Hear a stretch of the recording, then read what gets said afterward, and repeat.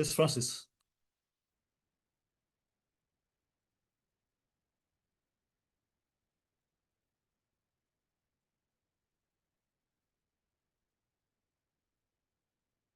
Francis, you can hear me?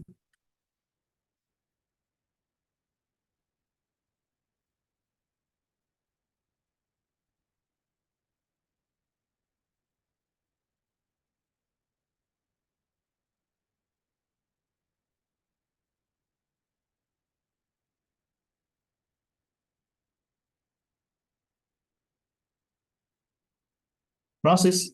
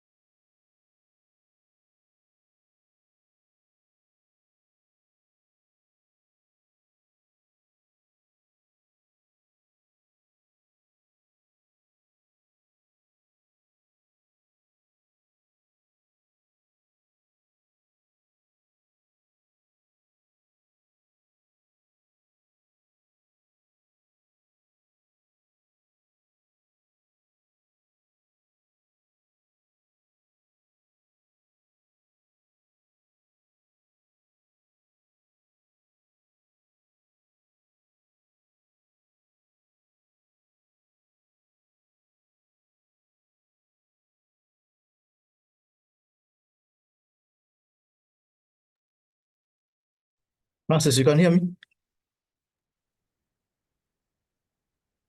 Yes, Asadu. Okay, that's good. Morning, I can hear you loud and clear. Excellent.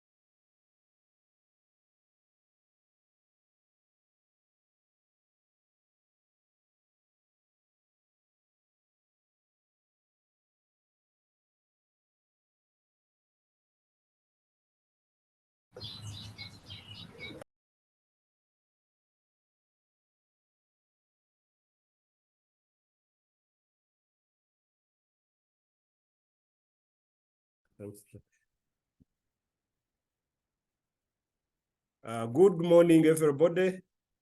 I would like to call this webinar to order. We are already late by a number of minutes. Francis, are we ready? Yes, Doctor, we are ready. Okay, so let me, on behalf of the Ministry of Water and Environment, through the Water Resources Institute, I would like to welcome you to our 13th monthly webinar. This webinar series are organized by the Water Resources Institute of the Ministry of Water and Environment. We did start in December last year, and we have so far done 13. This is the 13th monthly webinar. We hold these webinars on the last Friday of the month, but because we are having Christmas, we have decided to bring the webinars forward so that we can participate in them before our break off for Christmas.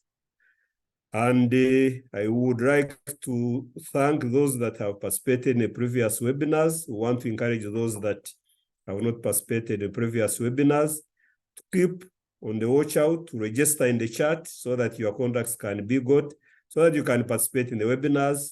And we always invite different experts from within Uganda and outside Uganda, share the work they are doing so that we can all get the knowledge and information to enable us to do our work better.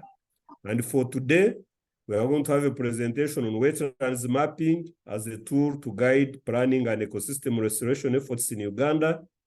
This is presentation from the Wetlands Management Department. They have been doing a lot of work in Uganda, and we felt that this work should be shared. All of us are aware that protection or restoration of the wetlands is the priority for the country, but many of us don't have information on what needs to be done and how we can know whether what we are planning to do is in a wetland. And we're excited today to be having this presentation. But before the presentation comes in, I would like to invite Assistant Commissioner for Wetlands Management, Madame Lucy.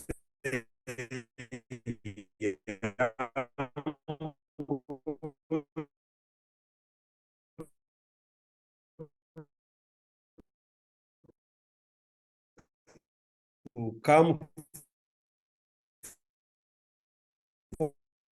forward and give some remarks before the presentation comes in, the webinar towards the closure time, which will be around. We need to remain muted so that you don't cause interferences. But when we reach the discussions, the moderator will invite you. But also you are free to post in the chat your contacts and the questions. So without wasting any more time, give some remarks and invite our speaker to talk to us. Over to you, Lucy.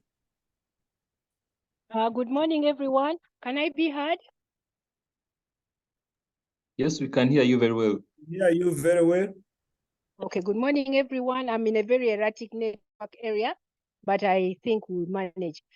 My name is Lucy Iyango. I'm the Assistant Commissioner for Wetlands, and wetland mapping and remote sensing is one of my passions. I want to welcome all of you who have joined. And I also want to take this opportunity to request you to recruit others. These webinars have been very good, at least the ones I've attended, and I want to thank the Water Resources Institute for this initiative. It will go a long way in spreading information, in helping us share information. I just want to say that for the Wetlands Management Department, we have been doing remote sensing and GIS mapping since the 1990s, early 90s, and it is what has informed most of our decision making in terms of wetland management. We did our inventories in 1997, and we were able to do an inventory of all wetlands in the country. And that has also helped us to inform restoration activities, because for us, as far as we are concerned, we use the original data of 1994 to highlight and locate where wetlands are, as opposed to the current, where a lot of degradation has taken place. So I am very sure that you will enjoy this presentation.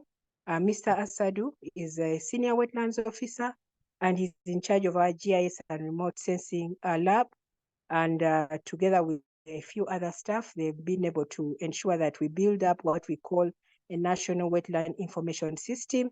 It has been connected to the Ministry of Water and Environment information system. And I believe that that now opens up to the public to be able to know where wetlands are, to know what is going on in terms of wetland management, because it's a system that takes into account the different activities that we do. But when it comes to restoration, wetland mapping is extremely important, because it helps us to ascertain where the boundaries are, the boundaries of the wetlands. It also informs the management planning activities, and it also informs the demarcation activities. And it is what has helped us also code our wetlands. And we are proud to say that now all wetlands in Uganda are gazetted. We are waiting for that, for the official printing of the gazette of the different schedules that we have. But I want to say that we are on track and we are moving forward effectively. And we hope that you too can become part of that process, because wetland management is not a one-person thing or one department thing. It affects all of us. So without further ado, I would like to thank you for being part of this webinar. And I would like to invite Mr. Asadu to make a presentation. Mr. Asadu, you have 45 minutes. You're welcome. Thank you very much. Thank you, Madam Lucy. Good morning, everyone. Hope I'm audible. Asad Sevioto, the Asad, senior, you are audible. Go ahead. Asad Sevioto, the senior wetlands officer in charge of GIS and the entire data management in the wetlands department. I'm very privileged and honored to be given this opportunity to share knowledge about something that I'm very passionate about something that I believe I have the expertise in. So I believe it's going to be a very interesting webinar. I also understand that many of the participants would want to understand what entails remote sensing, what entails GIS, especially in understanding how it relates to wetlands mapping, because this is a very key and interesting area, especially with issues that have been surrounding wetlands. So I believe we are going to have a very interesting session, and after the session, I'll be happy to interact with most of you. For purposes of knowing who the presenter is, I will put on the video, the camera, so that you can see. Yeah, that is Asad, but I will take off the video so that we have a fluent network connection and a fast one. So I'm going to start my presentation.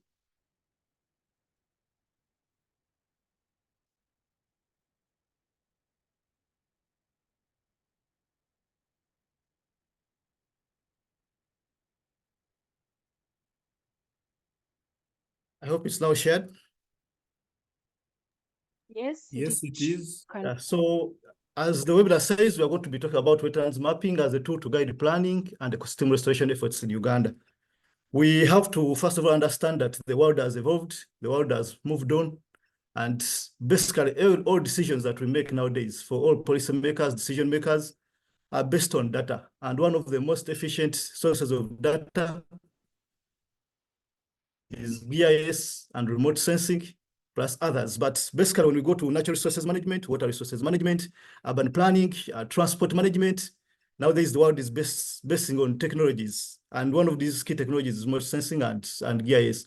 And we are going to be talking about these aspects. I'll try not to be so technical. I'll try to put it in the simplest terms so that we understand and we enjoy this. However, before we go into the details, we need to understand the subject we are talking about, wetlands, because I believe many people can see wetlands there, but they would need to understand what is this resource we are going to talk about, because understanding the definition of wetlands goes a long way in mapping them and guiding people on what to do. Because one can say this is a wetland, this is not a wetland, but what will you base on to define what a wetland is? So of course we have the Ramsar Convention. For those who don't know, the Ramsar Convention is an international treaty for all countries that believe in management of wetlands. And in Africa, Uganda was among the first countries that became signatories to this convention, and was signed in the city of Ramsar, that is in Iran, in the 1970s. That's around 1975. So it is the oldest.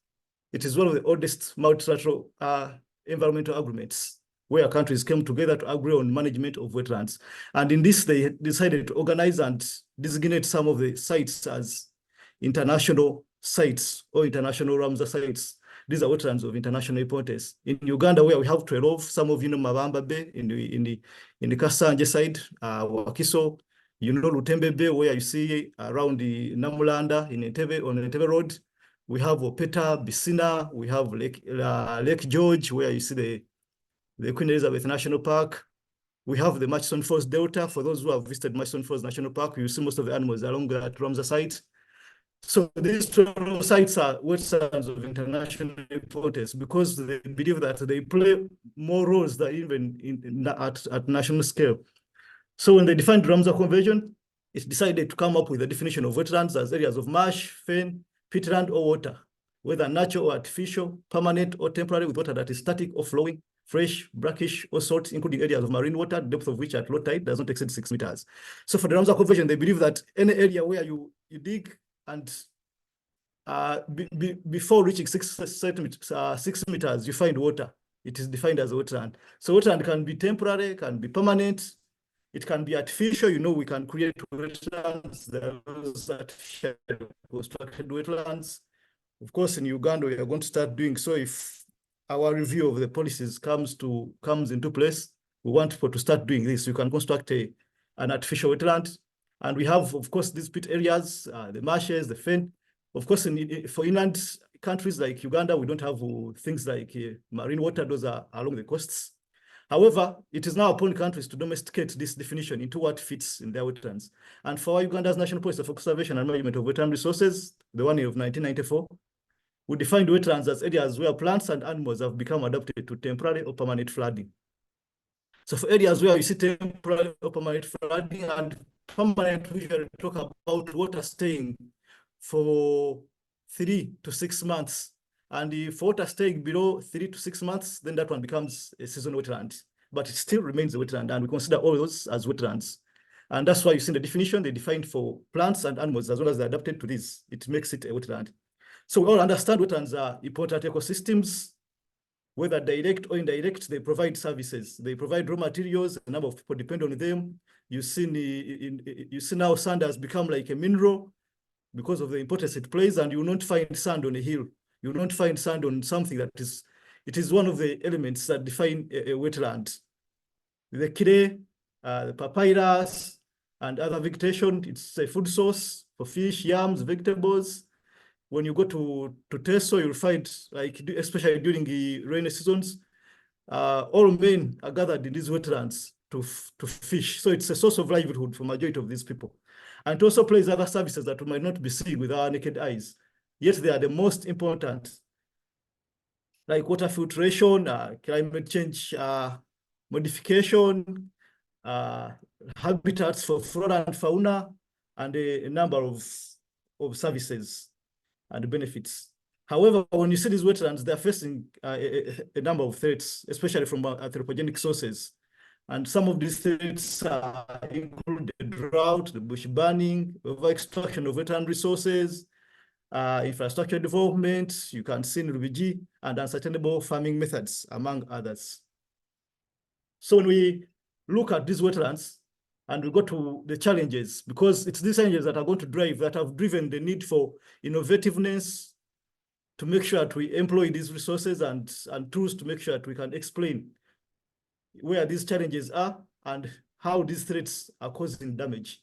So basically, these challenges and threats we have in wetlands can be grouped into majorly two categories, where we have the management challenges and the policy planning and institutional challenges.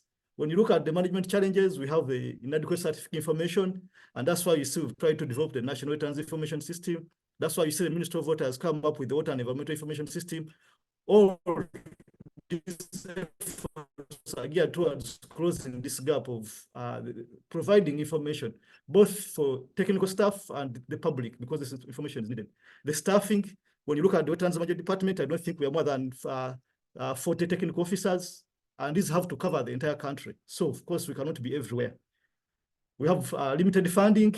Funding has always been a challenge, especially in the environment and natural resources sector. Impunity, I know the public always blames us on impunity. Like, there are some areas where you find that people are doing things with impunity. The untouchables, resistance from encroachers, awareness, delayed release of funds, alternative sources of livelihoods, because people need to eat, people need food, people need source of income. And if they're doing it in wetlands, you have to provide alternative sources of livelihoods. To provide these alternative sources of livelihood, you need money, you need resources. And then incapacitated local governments. We all understand that wetlands management is a decentralized function. From the Local Government Act, it stipulates that the local governments have to manage these wetlands on behalf of their people. But if you reach the local governments, you might find some natural resource officers, it's only the DNRO. You might find it's only the environmental officer. You might find it's only the senior environmental officer. Many districts don't have wetlands officers. So this creates a big gap, especially when you go to districts like Wakiso. The challenges are too many, the population is too high, but how many staff are into this natural resources department that have to work on this? So it's a big gap. Then we have the policy planning and institutional challenges, where we have conflicting mandates, policies and the laws, issuance of land titles in wetlands, which is still a big challenge. People still go and acquire land titles in wetlands, although it is illegal. Continued large-scale cultivation in wetlands, calculation of wetlands for industrial development, settlements, conflicting land use planning, and many others. Because you might find we plan for a wetland, maybe want it for conservation, but you find maybe a particular local council, local government wants to maybe set up an industrial park. So these are conflicting land use planning issues. Of course, this summarizes us into major threats of urbanization, industrialization, rapid population growth, and climate change. So when you look at that map on the side, we can look at one of the most asked questions, Rera wetland. So you can see in 2016, our satellite image shows Rera wetland, where it was a very intact wetland. But you can see 2021. First of all, you can see how Luka town is expanding, but you can also see that now the wetland has been converted into commercial farmland. And for such a commercial farmland to come up, you need a license, especially for Ministry of Agriculture, because Ministry of Agriculture, their mandate is to make sure that we have food in the country. And having food, their policy will be on promoting agriculture. Promoting agriculture where? Of course, when you have these rice farms, then for us, our mandate is to conserve wetlands. So you can see those conflicting mandates where we have to harmonize. So now we have to look at wetlands mapping. And I'm going to give you a general overview of wetlands mapping in Uganda. So let's first understand what is wetlands mapping, because of course people have been doing mapping since time immemorial, even before these technologies came. But over time, mapping has been improving. And we need to understand that mapping is a process. It's not a one time of issue that you do and you finish. It has to be a process. It is a technical area, and it needs a lot of concentration, resources, and expertise to make sure this process is successful. So wetlands mapping is a systematic process and involves identification, delineation, and characterization of wetland areas within a geographical area. Because why do we do this wetlands mapping? We want to first of all delineate these wetland areas. Delineation means we have to create boundaries for these wetland areas to make sure to understand where these wetlands are, to make sure we understand their extent. And secondly, it identifies these wetlands. You are able to identify them. So as you saw on that map, you can see that all these green areas are wetlands. So in general, you can summarize Uganda is a wet country. You can see that in every corner we are blessed. We have these wetlands. The question goes on to what is happening in these wetlands. And then we now go further into characterization. You cannot characterize these wetlands if you've not mapped them. You have to map them. When you map, you identify. After identifying, you delineate. Then after delineating, you have to characterize. In characterization, that's when you'll be able to know what is in this wetland, what is it being used, and what type of wetland is this. Is it seasonal or is it permanent? You will not be able to understand it when you just look at it. Then we say to utilize as a combination of technologies such as satellite imagery, geographic information systems, and on-the-ground data collection to create accurate and comprehensive spatial representations of wetland ecosystems. As we move ahead, we are going to understand in simple terms what a satellite imagery is, what remote sensing we use to analyze this satellite imagery is, geographic information system, which is GIS, that helps us to produce such maps, because now it is now that tool and the entire system that helps us bring all this information as images into something that is more understandable. And in the end, this process contributes to the understanding of methodologies, applications, and significance of wetlands mapping in the conservation and management practices. So from now, moving forward, we're going to understand, we are going to dwell more on wetlands mapping, what are the results of this mapping, how it's helping us into making policies, decisions, and understanding restoration and the like. So when you look at the importance of wetlands mapping, this wetland mapping serves as a foundational tool for informed decision-making in various sectors, especially in our environment and urban planning, disaster preparedness, and also extends in the preservation of biodiversity, the sustainable development, land use planning, water resource management, climate change mitigation, adaptation, ecosystem restoration, research, policy development, disaster risk reduction, public awareness and education, and overall health of ecosystems and communities. So we map these wetlands to make sure that we play a number of roles in these issues. For example, when we map these wetlands and we're able to get the statistics, you'll be able to see, like, for example, districts like Butareja, you'll be able to understand that this district is flood prone, because you'll be able to map these wetlands, you see their coverage, you'll be able to know the elevation. So to any person that understands how much rainfall comes in, you can be able to analyze that with all these wetlands and the type of elevation we have in such a district, this is a flood-prone area, before even you go to further flood analysis and the flood inundation mappings. So, for example, when you look at the map on the side, status of wetlands in Lake Albert Basin in 2022, because of wetlands mapping, we can be able to generate this data. we can be able to see the degraded, the intact, and the total area. And of course, this in the end this is what policy makers want. This is what decision makers want, because we have over 146 districts. There is no way in whichever country you'll be able to undertake action in all districts. So if you want to prioritize where to take action, what data are you going to base on to take these decisions? It means you have to have a source of data that is able to break down this data, and you analyze. And you say, okay, now in the Lake Albert Drainage Basin, which one is the most degraded district? Can we focus resources there? Which one is the least degraded district? Can we focus conservation efforts there to make sure that no more degradation happens? So when you look at that table, we can be able to see that in all districts in the Albertine Graben, we can say let's focus on Chenjojo. Because when you see Chenjojo, it has 106 square kilometers of wetlands degraded. And then when you go into further map, you can know what is degrading these wetlands. Is it subsistence agriculture? Is it commercial agriculture? Is it overgrazing? Things like that. But you not know them because you not be there daily. So it means you need something better than your eyes to understand this. And that's where mapping comes in, using remote sensing. So let's look at the background of wetlands mapping in Uganda. So how have we been mapping wetlands in Uganda? Because as we go into this gazettement process, it's one of the questions that will need to be answered. So as participants of this webinar, it's better you understand where has the department come from into this mapping. Basically, wetlands management started with the NRM government. It's brought in a lot of efforts in managing wetlands. And we started with the support from UNEP, where it carried out an assessment in 1986 of wetland resources.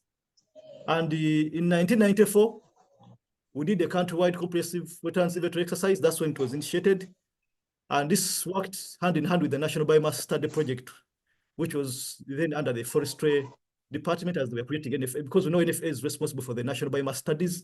So that National Biomass Study, that's helped in the mapping part in collaboration with the inventory project that was being undertaken for wetlands management. And this data was organized first of all, using the creation of the first detailed wetlands information system and mapping. Then further efforts, these efforts gave birth to the mapping that has resulted in 2008, 2015, 2021. And we shall be continuing to do this every after 5 years, because we believe, like I've showed you, wetlands mapping is an expensive exercise, but still scientifically you also have to understand what period you need to understand changes in wetlands. You've seen Uganda. Uganda is a wet country. Wetlands are all over the country, so you cannot map these wetlands each and every year. First of all, the costs, the time involved, but even what do you want to get out of this mapping? So in basically in remote sensing terms, you can be able to view our changes at a considerable rate at an analytical stage or process every after 5 years. That's when you can be able to analyze wetlands and see considerable changes, and you'll be able to analyze them. Because when you map each and every year, you'll be able to, you might contradict yourself, as we are going to see what remote sensing does. So we have this mapping in 1994 was based on spot satellite images. So we shall understand what spot is, and these were interpreted to create the classifications and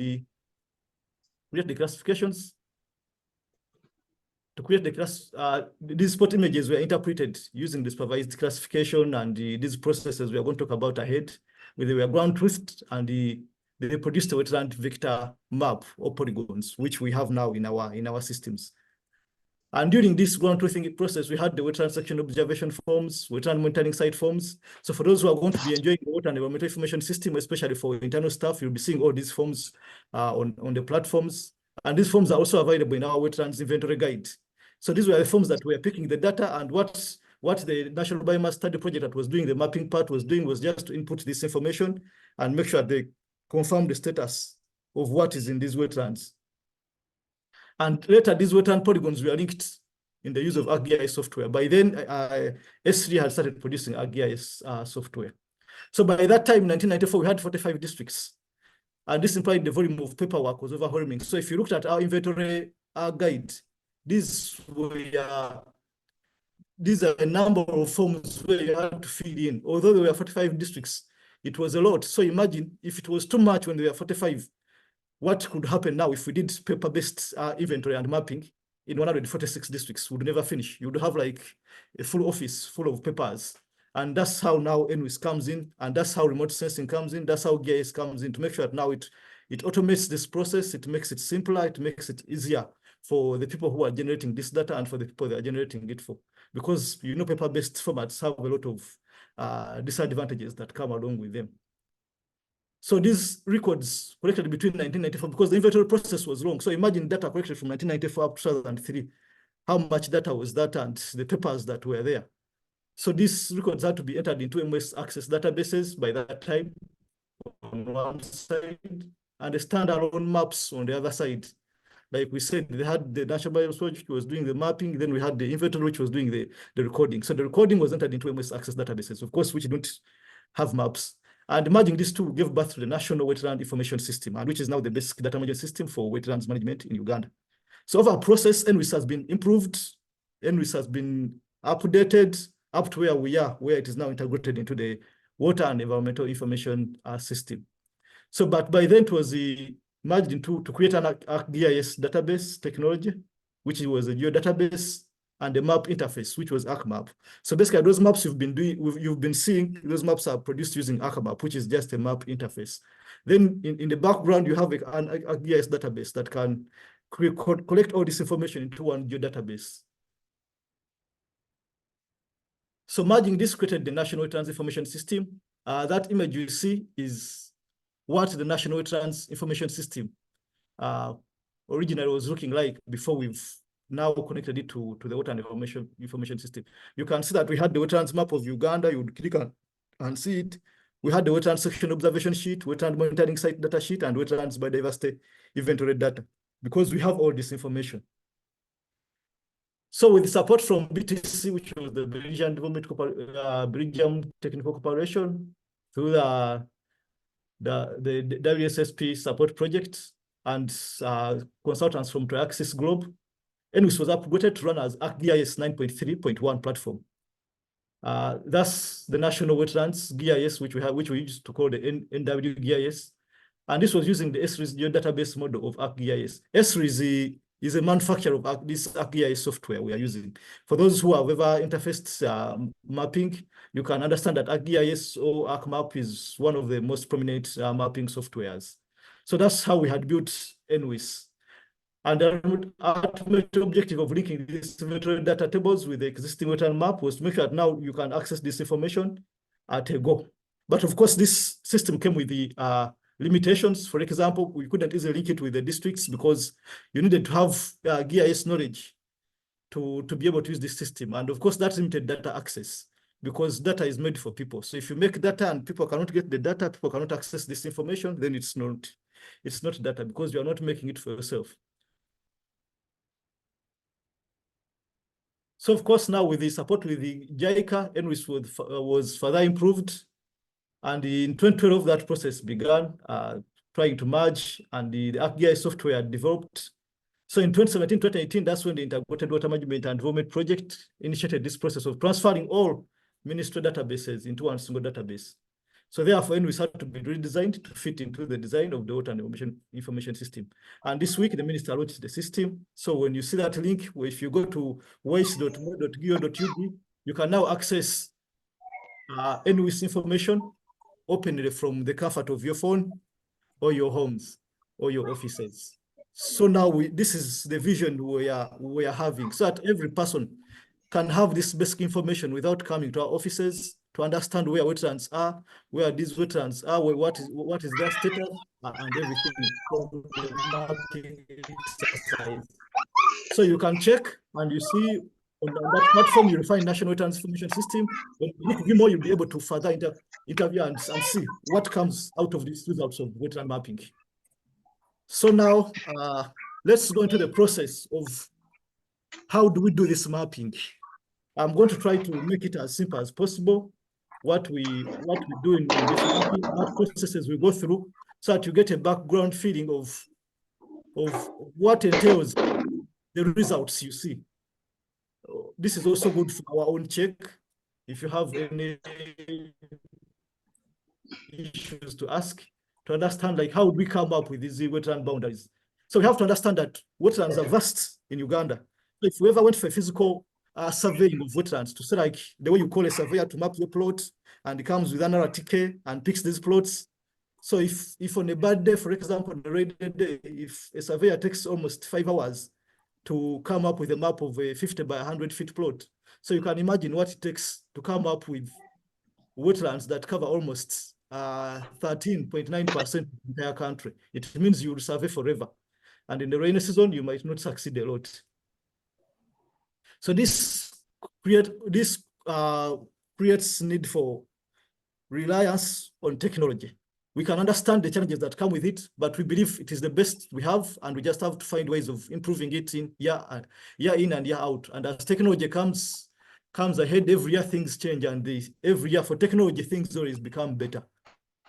So that's why we come with technology, use of GIS and remote sensing to ensure that there is timely data and even on natural resources, because every year we have to give you some information. We have to change this information because we believe every year wetlands have changed. But like Madam Lucen noted, our base is always 1994 because that's the first data we created before there was degradation, before there was all this chaos in Uganda's wetlands. And that is the data we base on for most of the decisions we make. So all the subsequent data we produce, it is for policy decision making, it's to guide us, to give you status on what is changing, and to inform us on our restoration, demarcation, management planning, and enforcement activities. So in this process, we start with obtaining raw satellite images. And this is where we come in with a process called remote sensing or Earth observations. If you've been hearing about that, if you've been hearing about the word Earth observations, literally that's what they're trying to talk about in remote sensing. And that's what we rely on basically to map these large scale resources, because you cannot go everywhere and you cannot be everywhere. Technology is there to give you all this information. So what is remote sensing? So this is like obtaining images from above.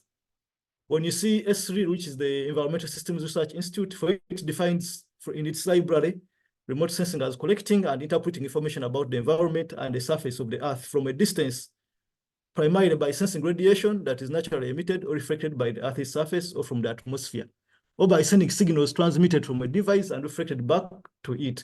So it's about dealing with reflectance and light, and that's how the differences come in. As we are going to see, even as human beings, we do remote sensing. So we are literally remote sensing platforms. The way you see a satellite, so you are literally a moving satellite. So when you see these eyes, when they see something and they reflect, so your eyes are like what we call now a sensor that is always on board of a satellite to pick this information. Because like we said, the usual source of passive remote sensing data is measurement of reflected or transmitted electromagnetic radiation from the sun across the electromagnetic spectrum. And of course, when you come to transmission of sound energy, gravity, magnetic fields, this is in simple act, this is like when you are reading this information, you are doing remote sensing, because your eyes are seeing this and it's being reflected back using light. So you are a remote sensing platform. So when the eye acts as a sensor and senses the light reflected from the object, which you are seeing now, obtain information about the object. And that is the same technology that is being used by the cameras to take photographs. And this is the same technology that's now being put on these satellites to pick for us this information. And of course, it comes with a lot of technical sensors and languages like the radio detection and ranging, which is radar. So when you talk about the radar remote sensing, these satellites that have radar are the ones usually you see that are used in soil mapping, because they can easily penetrate the Earth's surface. Then we have the light detection and ranging, which is the LiDAR, and those ones don't usually go deeper into the soil. So sometimes you merge these. We also have the thermal sensors. These ones sense the heat, and sometimes I use it especially to monitor like pollution, especially in water bodies. So basically, this is what we rely on in simple terms in the science of remote sensing. So this remote sensing, how do you obtain these images? These images are obtained from sensors, and these sensors are on board certain platforms.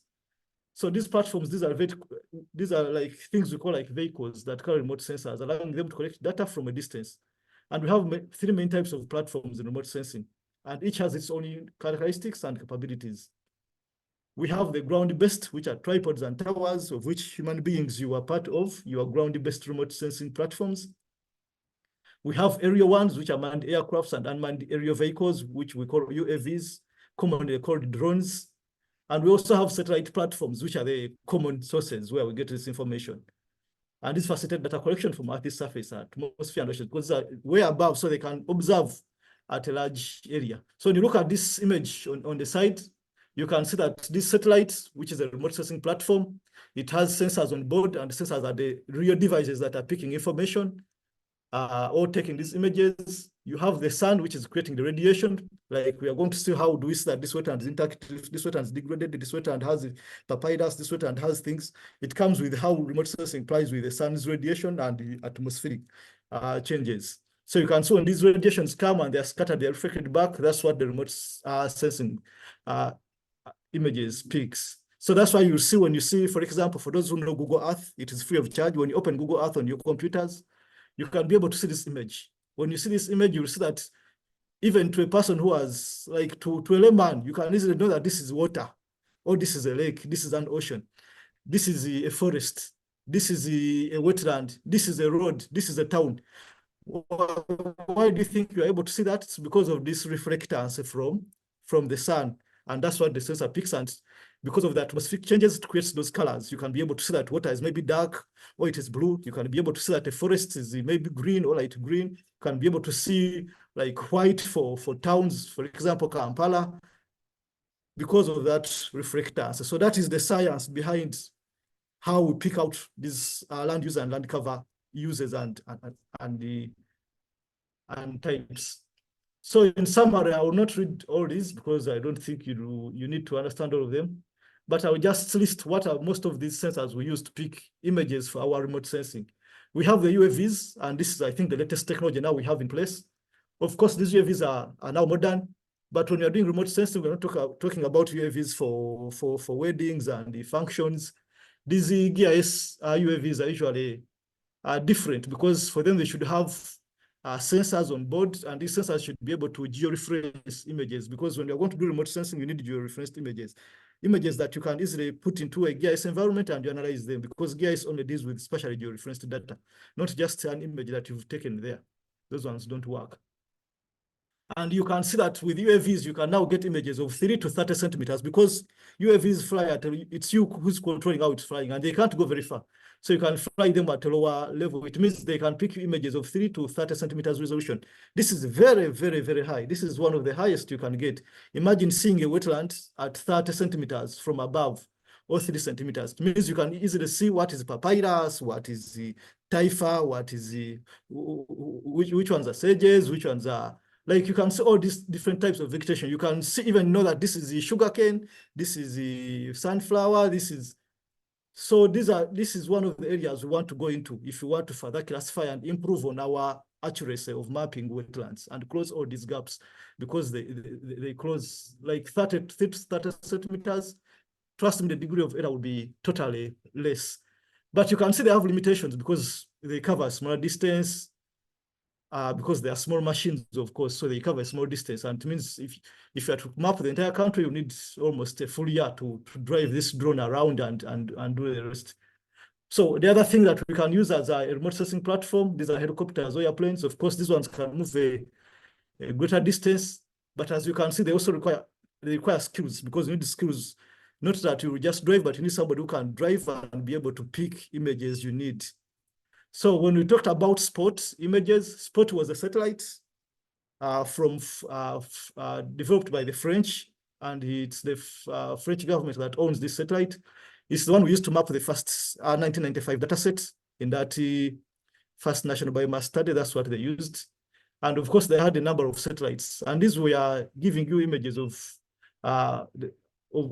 because they can cover 60 kilometers. It means even every image you are going to be given will be covering a distance of 60 kilometers. So if you are to do Uganda, you can divide depending on our size. So you can know that every image will have 60 by 60 kilometers of size. So you can collect a number of images of that size to create one Uganda image for you to be able to analyze. Then we have the Landsat 8. This is one of the latest Landsat satellites. Of course, now we have Landsat 9. But Landsat 8 is very common because, of course, it has been there for long. Landsat 9 will not have one of the images we need for previous years. But Landsat 8 is one satellite that we always use because it's free of charge. It is owned by NASA. It's owned by NASA, which is the by American government, but produces it and gives it to us free of charge. It has a fairly good resolution we can use since it's a free one, and it has a revisiting period of 16 days. It means it moves around the earth. If it is to come back, if it moved around, let's say Uganda, or particularly Ministry of Water area, the Ruzira area, and is sweeping and collecting information, it will rotate, and in 16 days it will be back in Uganda. It means after 16 days, you'll be having an image of that area where it passed. That is across the entire globe. So it means every 16 days, every area on Earth, Landsat will be able to give you an image, a different image every 16 days, because it means every 16 days it's coming back to the place it passed previously.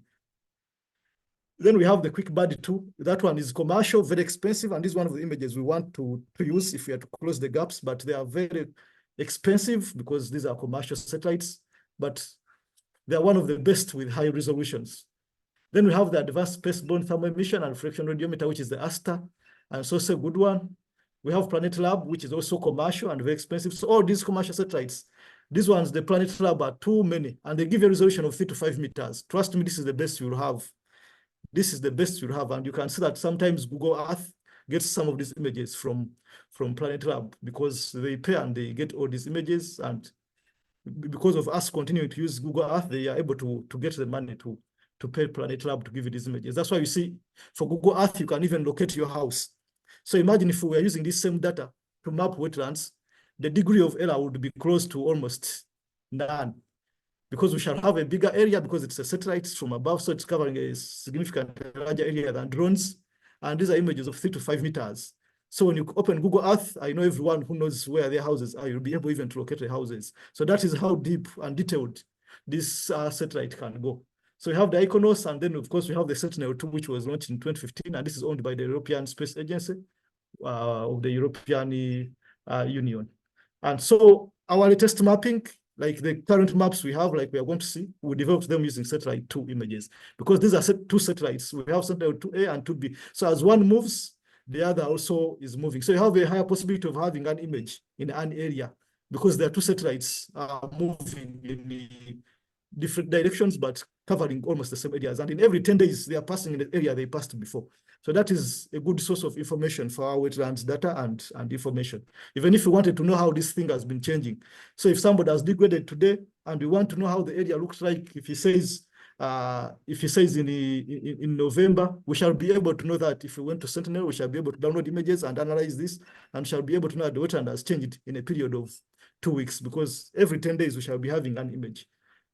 So there are even others which are so commercial, but at the moment we've been relying on these free ones, and the best free one now is Sentinel-2 because it provides a better resolution than a Landsat. So how do we now analyze these images when we get them, to make sure that we map these wetlands, we get them? So I will not give you a detailed process, but I'll try to show you the key processes that we have. And we are saying wetlands in Uganda have been mapped previously using spot images at first. Landsat, because Landsat has been there since 1978, 79, we were when we had Landsat 1. Now they are on Landsat 9. So you can see that when you go to Landsat, which is when you go to their portal of USGS Earth Explorer, you'll be able to create an account and you'll be able to download images from 1979 up to now. So that is a good source of information, because by that time, Americans already had this information and they were collecting it all over the world. So if we want to do analysis, trend analysis, let me say I want to understand the changes in wetlands in Uganda or in Kampala from 1980, I'll be able to do so because those images are there. And you can only get them using Landsat. That's why we cannot do it with Landsat, because it has this historical information. It was the only satellite providing that information by that time. And when you analyze this information, you can be able to come and know how this has been changing, how they came in Landsat 5, Landsat 6, Landsat 7, Landsat 8. Now they're on Landsat 9. And every Landsat that comes to makes work easier and improves because, of course, technology is improving. And that's how now Sentinel came in for our latest data. So for data from 2015 and beyond, you can access it from Sentinel, which is very high, a bit more of good resolution. So when we acquire these images, so when you are doing wetlands mapping, we have to understand where do you get the images. So now I've told you we get these images from satellites, because that's what we have. But our vision is to make sure that now we close down to maybe commercial satellites, which have a very high resolution, 3 to 5 meters. We shall be able to detail And all these errors and arguments that come along will be solved with the use of UAVs and these commercial satellites. But like I told you, they can sell you just a square kilometer of this, maybe like $5,000. So imagine if you were to buy, let's say 1 million, because since they're small satellites, they're not like Sentinel or Landsat, they will cover a smaller area. So you might need like 1 million, or like, let's say 50 images or 100 images. How much is that? So it is quite expensive, but we can get there if resources are available for the sake of making sure that we have the best product. Then we go into data pre-processing. When we go into this data pre-processing, the way satellites work, these are highly technological devices. So they collect a number of images in different styles. So if I'm going to map wetlands, I will not map wetlands the same way I map urban areas. I will not map wetlands the same way I want to map maybe forests. I will not map wetlands the same way I want to map maybe hills, because these ones reflect different signals to the satellites. So it means in the process, they pick a lot of images, and for you to do analysis, you need like things we call like the normalized difference vegetation index, because in the image analysis, you need to understand which type of vegetation is there. You need the normalized difference wetness index, because wetlands are going to deal with wetness, something that you will not need maybe with forestry or urban areas. So you can see, it means it's going to give you a number of images, and in these images, they have bands. So in these bands, you pick out the bands that relate to what type of analysis you want to do. So in wetlands, you need to understand, if I pick a sentinel image, it has how many bands?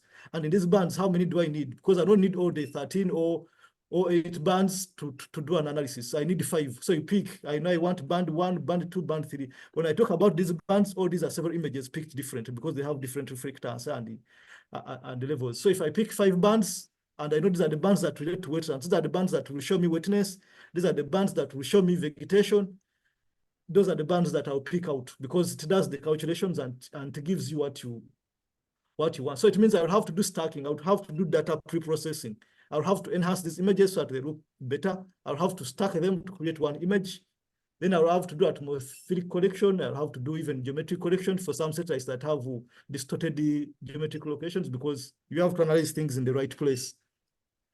Then thirdly, we go to image analysis. So in image analysis, there are a number of processes, and there's what we call supervised and unsupervised classification. This is what gives us now at this level of classification, that's when we define.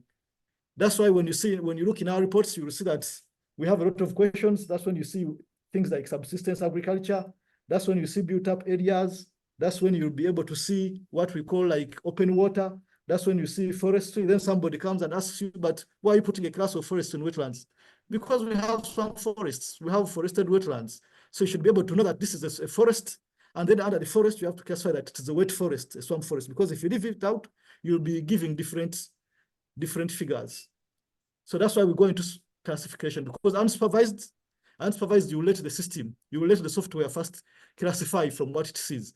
Then when it finishes classifying, then you go to supervised. Supervised means like the way you hear it in English. You are supervising now the classification, because now the system has been able to automatically give you what it expects in classes from the reflectance levels like we talked. Then from supervised, it means from your experience and expertise as a wetlands person doing this remote sensing, you should be able now to know which class supervise them. So you dictate that I want now 7 classes or 8 from the 40 that the system has given me. You narrow them down. That's how now we come up with the 13 classes of the National Biomass Study. Then we go into post classification. After that analysis, we now ground and use very high resolution images such as Google Earth. Like we've said, Uganda, you've seen that map of Uganda wetlands. They're from every corner, even in Chidepo, above to Kisoro in the corner.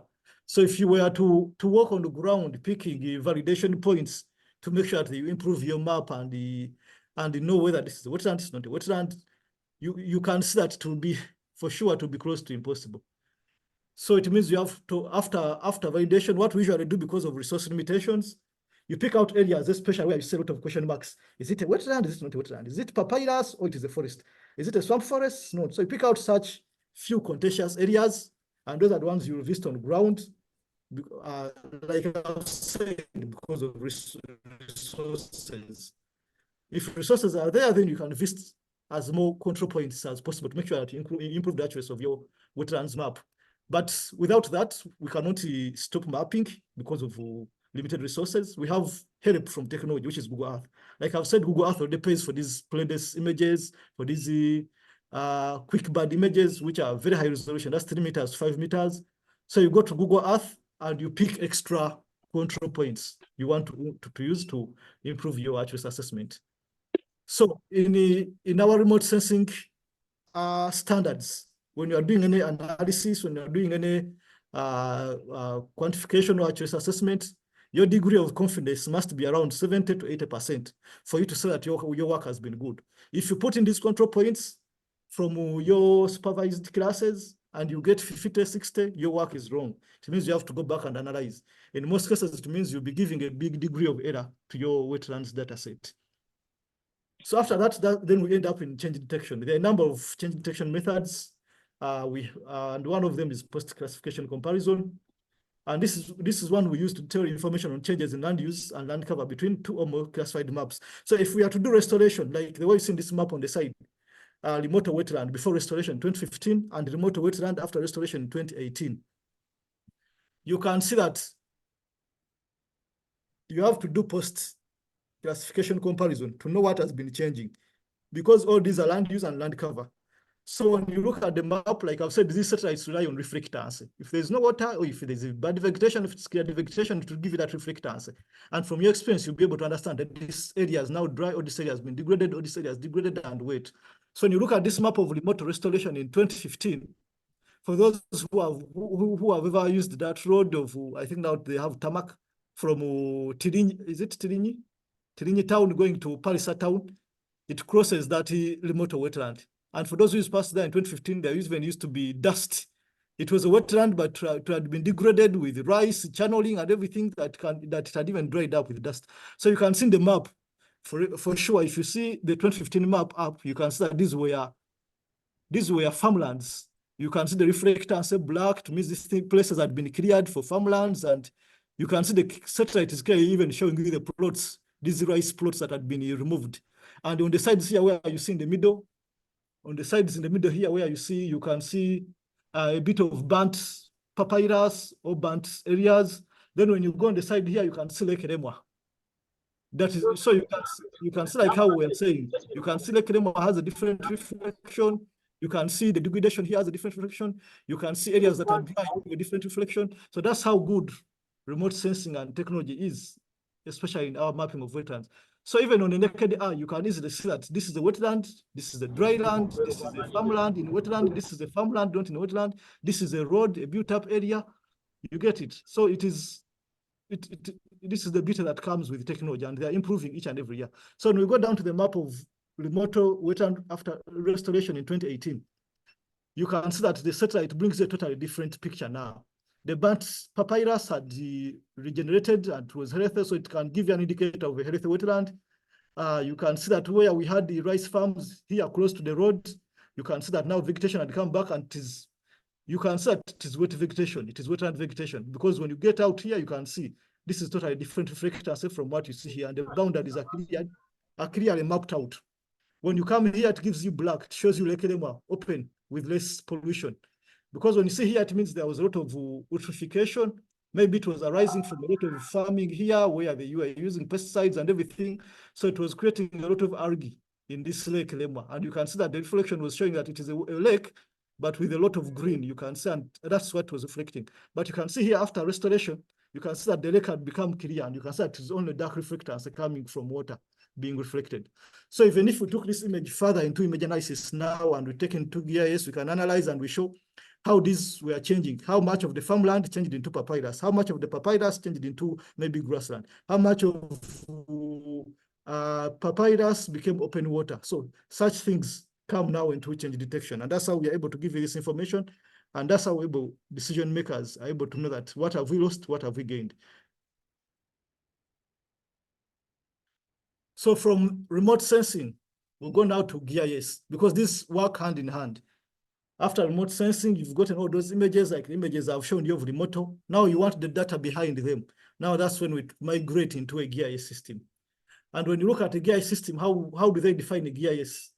Because GIS, this is Geographical Information System, and this is a system designed to capture, store, manipulate, analyze, manage, and present all types of geographical data. And this data, we call it geographic because it has to be spatially georeferenced data. If you came here and you gave me information to put for you maybe in a map, if it is not spatially georeferenced, you'll be wasting your time because it will not be able to, you will not be able to get a map. It has to be spatially georeferenced data. It must have a reference. Where does it fall? It is that geographical reference that gives it that it is in Uganda, it is in Kenya, it is in Rwanda. And if without knowing that, you'll have wrong data. For example, if you went to field even with a handheld GPS and you didn't set it, or the user didn't know what to do, somebody will bring you coordinates of Uganda that are falling in the Congo, or coordinates of Uganda that in New York, and you wonder, yeah, how did New York come into Uganda? It means the spatial reference wasn't something that somebody understood. And these are the basics of using an GIS system, starting from a simple tool like a handheld GPS, because it starts everything. When it picks wrong information, it will bring, GIS will give you wrong information. So you have to make sure that your georeferencing and your data that you are picking is right. So that is why in most cases you are given data and you say, maybe I picked information in Igulu, but when somebody maps it, it is showing it is maybe in the middle of Indian Ocean, and you wonder how it went there. So that is basically why it goes into that case. It means you use this wrong spatial reference. The spatial reference used was for India instead of Uganda, and that's where the data will have to take you. It will take you to India. So you have to use Uganda's data. And in Uganda, basically, we use the WGS 84 zone 36 north area. That's where we are. So if it is in our local terms, you can translate it into ARC, into the ARC part where it is also zone 36 north. So our grid, basically Uganda, the largest part of Uganda falls into the zone 36 north grid system across the earth, because the earth has these grids, has the latitudes and longitudes, and those grids that are running horizontally and vertical. And those are very, very important grids, with the key grid being the Greenwich Meridian, and we also have the equator, which Uganda has. So that makes Uganda fall into two hemispheres, which also impacts on your GIS and mapping. So we have the northern hemisphere and the southern hemisphere. So you should be able to understand how do you pick data in the northern hemisphere and how you pick data in the southern hemisphere. Because most cases, when you go to the southern hemisphere, your coordinates will turn into negative. Or for those who have been using GPSs, you've been seeing that the coordinates you pick when you are in, let's say, when you are in eastern Uganda for areas that are above the equator, maybe you are in Kaliro, you'll be picking coordinates that have a smaller range value of northings. But when you go to Masaka, you go to Chotera, you go to Umbarara, you go to Isinjiro, you go to Chisoro, areas that are below the equator, you'll see that your GPS is giving you long coordinates of the northings of 99, 98, or even negative. It means you are now below the zero, which is the zero mark, which is the equator. So you have to know all that when you are dealing with GIS data, because it will impact your map. So when we acquire these satellite images, we take them into this GIS environment and use softwares like ArcMap, which I've told you. Basically, our Wetlands department has been relying on ArcMap because it's a reliable software. It is privately owned, so they try to, it is a business, so they try to put in all their efforts. They have professionals to develop these softwares and make sure that they're up to date and improve them. And now we are going to migrate into use of ArcGIS Pro, which is a bit better. It does 3D modulations and simulations. So you'll be seeing better products and better visualized products, things that are interesting and entertaining for the eyes, and things that can easily be seen, so that even if you see it, you know what a 3D model means. 3D makes it look like real life scenario. So even if I was to show you a wetland, if you're arguing it's not a wetland, in a 3D simulation, you can really see that this is now something in a valley and they are hills. So it easily creates those boundaries. And that's where we are trying to migrate into from ArcMap into use of ArcGIS Pro, because like I've said, GIS is a developing system. So if something you started in 2009 does not now apply, because you have to keep on updating, because the technologies are changing, the softwares are changing. Then we also have the famous QGIS, which is called Quantum GIS. Many of you could be knowing this. This is free and open source for people in our districts, for those who cannot pay licenses and licenses of ArcMap, you can use QGIS. You can easily download it from internet, QGIS. And the beauty with QGIS, it is open. So any developer, so for example, if I have an idea and I want to develop a tool, I can go into my web-based GIS platform, I develop something and upload this on QGIS as a plugin, so that people can easily come and make work easier. And previous what we've been working with partners, we've tried to develop these tools using QGIS to make sure that even if somebody is not qualified, is not so technical in these areas, you can easily sit and do some simple analysis in wetlands. You can easily sit and do some land use and land cover changes using these tools where you need just an image. As long as you learn how to download an image, you load in and you just click next, after it gives you an answer without going into the technicalities of unsupervised, supervised, because the systems have been built in and it is automatic. We have the Map Info Pro. This is majorly used in America. We have now what we call the programming languages. We have the R, we have the Python, and these ones you don't need to click the mouse east and left. You just need to put in certain codes and you click and the code will do the analysis to break it down for you. For example, I can get the entire map of wetlands in Uganda, put it into a Python environment, and I dictate to it with the boundaries of Uganda, maybe sub-counties, and I tell it to give me a map of each and every sub-county without doing one by one, and I tell it to give me statistics integrated of every sub-county. And to be just a matter of putting in a few codes and everything, and you click, and it will give you these results. And that's what the R software also does. And now we have what we call artificial intelligence. And this is the new kid on the block. So we believe it's going to make more changes. And like when you say ArcGIS Pro is going to incorporate this artificial intelligence, because that's where the world is going. You have to move. You get stuck, you are out. So these images can also be easily analyzed using specific image analysis software. You've ever heard of what we call ADAS imaging, Envy, and others. So, but these two are the common softwares, so they make it easier. Although the other ArcGIS systems can do the image analysis, but you can also use the ADAS imaging and Envy, because these ones are specifically designed to deal with these images. They will make the processing very easier. So therefore, images are pre-processed and post-processed to acquire information from them. And in this case, wetland locations, wetlands coverage, wetland boundaries, wetland changes. And in the GIS environment, the areas are computed and further analysis done, including storage and data visualization. Like we are going to see, like what type of data have we visualized? How have we stored this data? Like I've told you, we're already storing it into NWIS, which is now under the Wetland Environmental Information System. So several tools have been developed to make image analysis simpler, such as the Global Wetland Africa Toolbox that was developed by the Ramsar Center for Eastern Africa with support from the European Space Agency, which gave us free access to Sentinel images, beta Sentinel images. We also worked with the ITC, which is the Institute of Earth Observations at the University of Twente. We had DHI GRASS and Geofield, which was the private contractors that helped us develop this system. And this system is working. So if you visited the website and you searched for the Global Wetland Africa Toolbox, you would see what the system is doing and how you can benefit from it. So on the sides, you can see these images. You can see the above image is an interface of the ArcMap and the ArcGIS interface. That's how it looks like, especially the ArcMap. Down here, whenever you've been seeing those logos, the two here, the one of the magnifier, that's ArcMap, now the new ArcGIS Pro. We have the QGIS, which is always updated because, like I've said, it's open and free source. So they always improve it. So for those who cannot pay licenses, please, you are advised to use QGIS. We have the data imaging, and on the sides, we have how this system that Ramsar developed of the wetlands monitoring with Earth observation for SDG reporting on 6.6.1 in Uganda. That is the wetland extent coverage. And when you visit that system online, it is free. You can be able to see where the permanent wetlands are, where the seasonal wetlands are. And this is also something now you can see on the Water and Environmental Information System in an improved version. Because we want you people out there to be able to get this data, preliminary data, without needing to move distances for information that is public. So how do we classify these wetlands now? After now mapping and everything, now we've gone into the environmental, we've gone into the GIS environment, and now we are doing the classification. So the classification, we do classification. We have majorly three main classifications on how we break down these wetlands when we are doing the wetlands mapping, because all this is key in informing us in policy, in decision-making, in budgeting and planning. So we have classification by land cover or land use. When you hear land use, that is how the land is being used, what is being done on that particular land. For example, when you talk about land use, when you're doing agriculture in the wetland, that is land use. When you're doing building, that is land use. When you are doing, let's say, commercial agriculture, that is land use. Now, land cover, when you see something that is there, naturally there, let's say papyrus, sages, that is a land cover.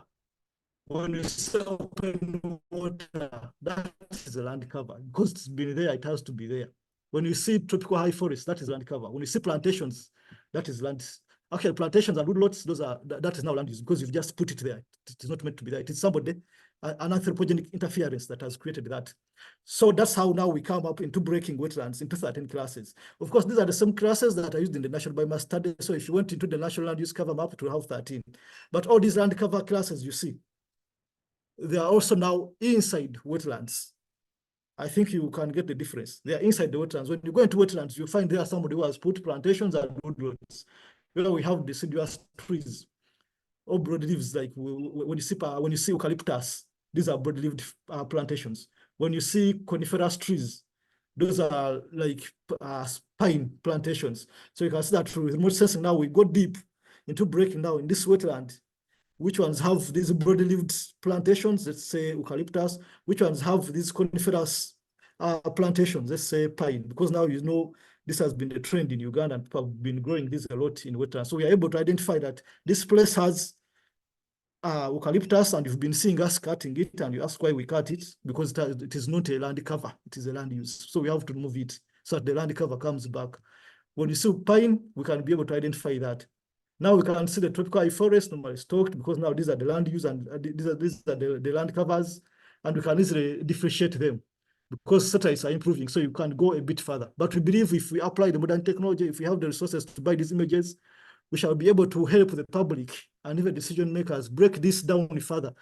So that you can, if you ask me where is maize, which areas have been grown in maize, which areas have been grown in rice, I can be able to tell you.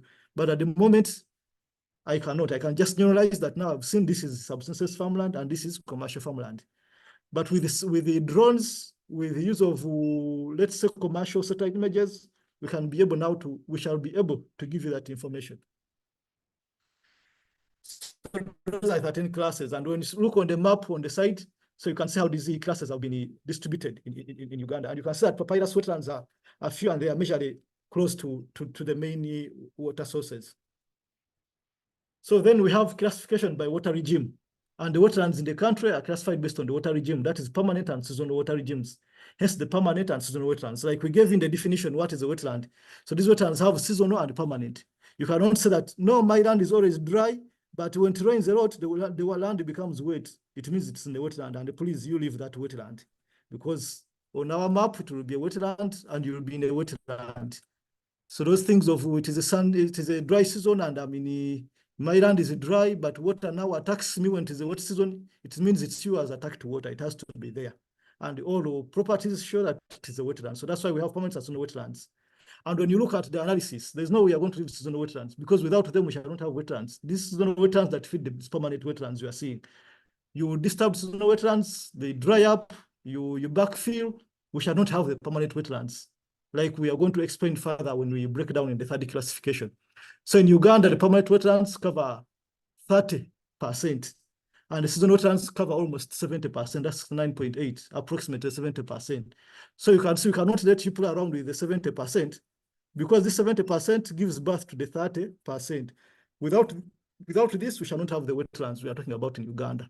So enforcement happens in all permanent and seasonal, and usually degraders like the season because they usually give them an impression that they're a bit okay and you can easily enter there. For permanent, people have not yet a lot disturbed them because for themselves, they are dead. You've been hearing Mayanja, when it rains, it kills people.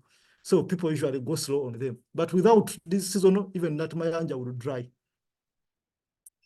So when you look at this, the biggest coverage of permanent wetlands in Uganda is found in the central region, whereas the biggest acreage of seasonal wetlands is located in the northern region.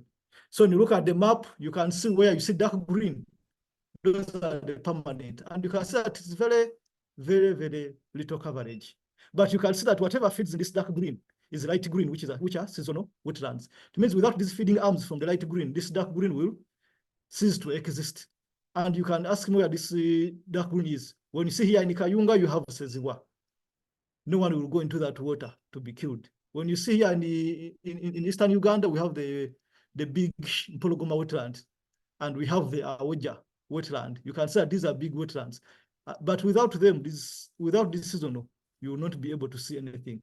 When you go here in West Nile, you see that we have these wetlands along River Nile, the Albert Nile. So without these anyhows and everything coming in, the wetlands will not be there. So when you go still in the southwest, when you look at one of our Ramsar sites here in Lake George, you can see that intact part for those who have gone to Queen Elizabeth National Park, that big wetland along Lake George, and it has others that are coming in. And that's the same thing that happens along Lake Victoria wetlands. You can see Katonga. You can know what damage Katonga has caused already, but you can see all these other wetlands that come into Katonga from Bukamasimbi, from Kalungu, from Masaka, but Katonga is permanent. You can see in Mitigana, we have the Lake Wamala wetlands. So you can see the dark green is very less, but the light green is more, and it's this light green that gives birth to the dark green. So when you look on this side, on the photos, you can see here there's agriculture, this is the land use, and it is destroying a wetland. Now here you can see the different types of vegetation that you can find in a wetland. In this last photo in the corner, this is the photo from mountain range road, where we have the high altitude wetlands, which are called mountain bogs. And Uganda is one of the few countries that can have high altitude wetlands, altitudes on a very high elevation. And it's a serious wetland up there in mountain Renzori. For those who have done the Renzori hiking, you'll tell us and send us pictures. So the third classification and the last one now. Classification by complexity. So wetlands are quite complex, like we said, especially Ugandan wetlands. The number of countries where you visit, for example, South Korea, Japan, where they have like a small thing, and they are also happy that it's a wetland, very isolated. But like you've seen on our map, there is no wetland in Uganda that is isolated, that lives alone. Each one feeds on the other. And that's what takes us into classifying them by complexity. Because it's a complex system, like the way you see fingers, like the way you see the human body, we have these systems, we have the organs, one feeds into one to create an organism. So it is a system. Wetlands are systems. You kill one, you are killing something. You cut off a finger, you are affecting one of the organs of the body, and in the end, it will be disturbing one of the systems. So the complexity varies from drainage basin, primary system, secondary, tertiary, and quaternary. So what we have in Uganda, we have 8 drainage basins. And when we call about drainage basins, these are like the major areas where water flows into. For example, in these 8 drainage basins, we have Lake Victoria. So majority of wetlands you see in this central part of Uganda and southwest and east flow towards Lake Victoria. It means all their water, wherever it comes from, flows and goes and ends up in Lake Victoria. So that is a drainage basin. That's the end point as a drainage. So that is Lake Victoria. We have Lake Choga, which is the biggest drainage basin for most of the wetlands from eastern Uganda, from the hills in Mountain Elgon. We have Lake Albert. We have Lake Edward. We have the Victoria Nile, where you see Rubiji, because now when you see Rubiji starting from Waise here, you might think Rubiji is flowing to Lake Victoria. No, Rubiji flows and ends up in Victoria Nile, like we are going to see. Then we have Albert Nile, we have Aswa and Chidepo. So these wetland systems flow directly into the drainage basins. So now the systems I've been now talking about. So all wetland systems that flow directly into the drainage basin are called, these are called primary systems. So let me give you an example. We have a primary system, we have a secondary system, we have a tertiary system, we have a quaternary system. In Uganda, we decided to stop at that. So the quaternary wetland feeds into the tertiary wetland feeds into the secondary wetland feeds into the primary wetland, and the primary wetland ends up in the drainage basin. Let's use an example of Rubiji. We start from Rubiji in Waise areas. Rubiji starts around there and flows and goes. So Rubiji becomes, let's say the quaternary wetland. Then Rubiji flows into Mayanja Kato. The Mayanja Kato, you see the one that goes now into, when you see across the Mitiana Road, then you see along the Sanji part, that wetland, now that is Mayanja Kato, one arm of Mayanja. So that Mayanja Kato now becomes the tertiary wetland. Then Mayanja Kato flows, joins with the Mayanja Waswa, which comes from the Mtiana side to create one Mayanja, and now they flow into River Kafu. So when they flow into the Kafu wetland, so Kafu wetland now becomes since now these are 3, Kafu wetland will become the primary wetland. The primary wetland, the Kafu wetland, will now flow into the drainage basin, which is Victoria Nile. So now let's go back into the process. Kafu wetland becomes the primary, Mayanja wetland becomes the secondary, then Rubiji becomes the tertiary. So it means that one will stop on the 4th level. I hope you've understood now how we classify this. And this is the same system you are going to see in the Wetlands Gazette, because that is how NWIS was built up. NWIS was built as a digital database based on the relational database management system. For those who know database management, we have what we call the RDMS systems, the relational database management systems and other systems. But NWIS was built on a relational database management system. It means in a relational database management system, you must have key identifiers. What identifies the items in your what makes each item different? Because I might have many Mayanjas, but what makes one Mayanja different from the other? So you must give it a unique identifier. And that's how we came up with what we call a wetland code. And this wetland code now gives, because the database requires a primary key to identify each entity. Each entity must be different.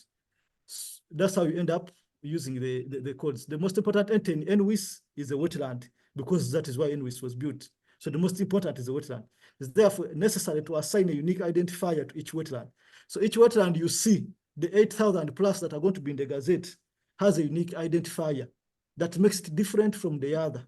It might all be part of the manager system, or it might all be part of the CAFO system, but what identifies it? And by mere looking at this code, you can be able to know that this is the primary, this is the secondary, this is the tertiary, like that. So unique identification of wetlands in NWIS was based on wetland hydrology. So what I've been explaining has been basically on the wetland hydrology, what flows into the other, what flows into the other, and how does it flow, how does it end up? So wetland data in NWIS is comprised of tables, which are characterized by codes. And this drainage basin each has a code from 0 to 10, but because we have, of course, 8 drainage basins, now all those 8 drainage basins will have a code from 1 to 8. So when I see 1, I will know which drainage basin is. For example, I will know that this is now Lake Victoria. When I see 2, a code starting with 02, then I will know that this is a code of this drainage basin. When I could see a code of 03, I will know. But now what goes on ahead from 01, then it goes to 001, it becomes a primary. If the second primary that feeds into that Lake Victoria, then it will become 002. Then the secondary of that first primary of 001 will become the 001. So that's how we've done this coding and ended up with the gazettement process of wetlands in Uganda. So it has been a long process, like you've seen, 8,000 wetlands, giving them all this information from 01, 001, 001, 001, 01, then to 00, maybe 020 or 100, like that. It has been a long process. So when you look at the images on the side where I'll put the cursor, you can see that 5 becomes the quaternary, which feeds in this dark pink, the one you see, the tertiary. Then the tertiary feeds into the 3, which is the secondary. Then the secondary feeds into the 2, which is the primary. Then the primary, which is CAFO, now feeds into the Victoria Nile. And that's how it does with other systems. So for example, when you see Katonga, Katonga is a primary, but you know Katonga has Choja, which feeds into Katonga, then Choja becomes the secondary, like that. The other wetlands that feed into Choja, which become the tertiary. So it goes on and goes on like that. So that's basically how we zero down into wetlands mapping, classifying them into 3 classes. And we end up with that classification, which we now have used in the Wetland Gazette. And the wetlands that you'll be seeing when the Gazette is out, we've basically relied on the 3rd classification of the wetland complexity, where we use the coding and the hydrology. So here we said the classification, therefore, now when we go into the analysis. So after having all that, means now we have our wetlands. So what do we get out of these wetlands as we drive towards conclusion?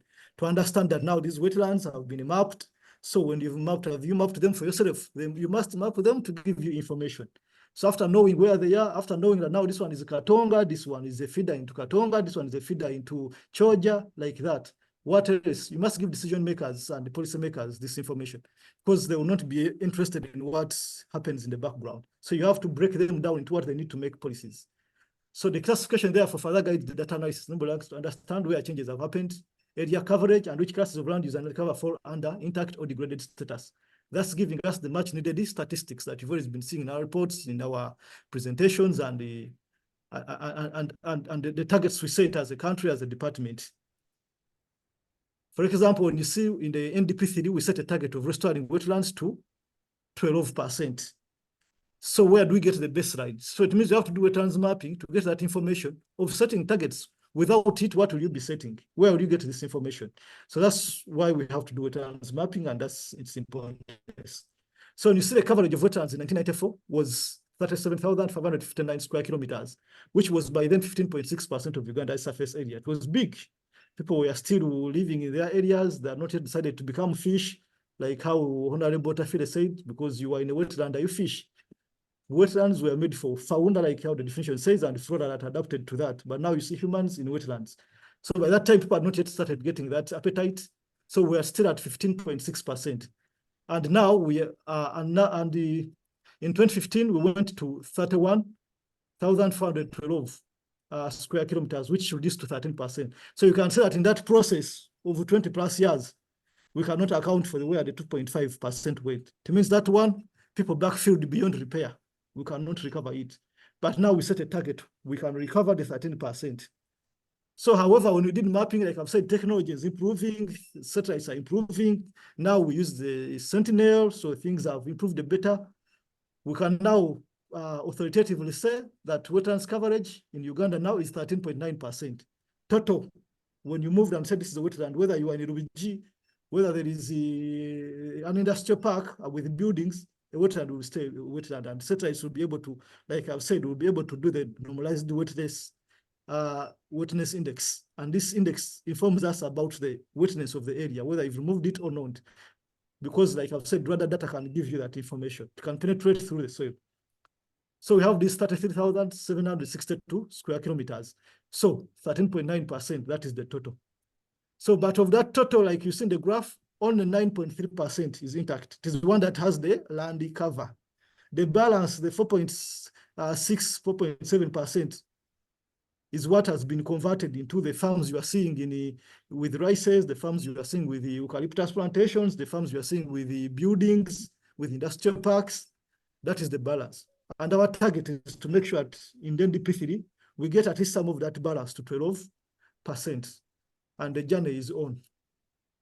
So we are saying between 1995 and 2015, Uganda lost 6,146.6 square kilometers of wetlands. And that is 2.5% of Uganda's surface area was lost. So converted totally. So the decrease in wetlands coverage was due to increasing encroachment by small-scale and large-scale farmlands and built-up areas. We can maybe attribute this to the high population growth, because remember, by the first census that was done by the NRM government, was it in the 1990s, early 1990s? We were like 16 million. At the moment, we are 45 million. The land has not changed, but the population is growing. So you expect these pressures on resources that were never given attention before, because people are looking for cheap land, people are looking for food, people are looking for income. So they have run into areas they can easily land their hands on. So between 2015 and 2022, the coverage of wetlands increased by 2,349.9 square kilometers. That is 0.9% of Uganda's surface area. And this is because of the intensification of wetland restoration interventions, increase in lake water levels. You remember the lake inundation we had, the flooding we had in the early 2020. It helped us a lot because, for example, when you go to the Lake Albert part, people lost sub-counties. And most of these have turned into wetlands that will never go back, permanent wetlands. When you go to the Wansoko part, you might find that almost 2 kilometers, the lake extended 2 kilometers. And the lake, as the lake extends, even this other land is going to start getting wet and develop some wetlands. When you go to the River Nile part, many areas have totally become permanent wetlands. Trees have died off and the wetlands have come up. So we've gained some of this, but also the intensification of Wetland Restoration Act interventions. You've been seeing us east, left, right, cutting things. People have come on board. Support from the head of state has increased. Support from the politicians has increased. So basically work has gone on. And you can see the graph. We are not doing well because in the end, if these things dry up, we shall all suffer because we know what role wetlands play. Like I've said, 15.6, 2008 we have 10.9, 2015 we have 8.9, and 2021 we have 9.3. So we are waiting to see what we shall have in 2025. But it's upon us to make sure this graph grows to 12% as our target is set. So now after acquiring all that information again, we go further into analyzing because, like I've said— Asadu, we need to wind up. Asadu, we need to wind up. I'm winding up, madam. Okay. Yeah, so when you see these wetlands, when you see on the side, when you see the graph of 1994, the bar chart, when you see the pie chart, 1994 2022, you can see the yellow. So the yellow up was the farmlands. Now you can see the yellow down. It has grown from 30% to 31%.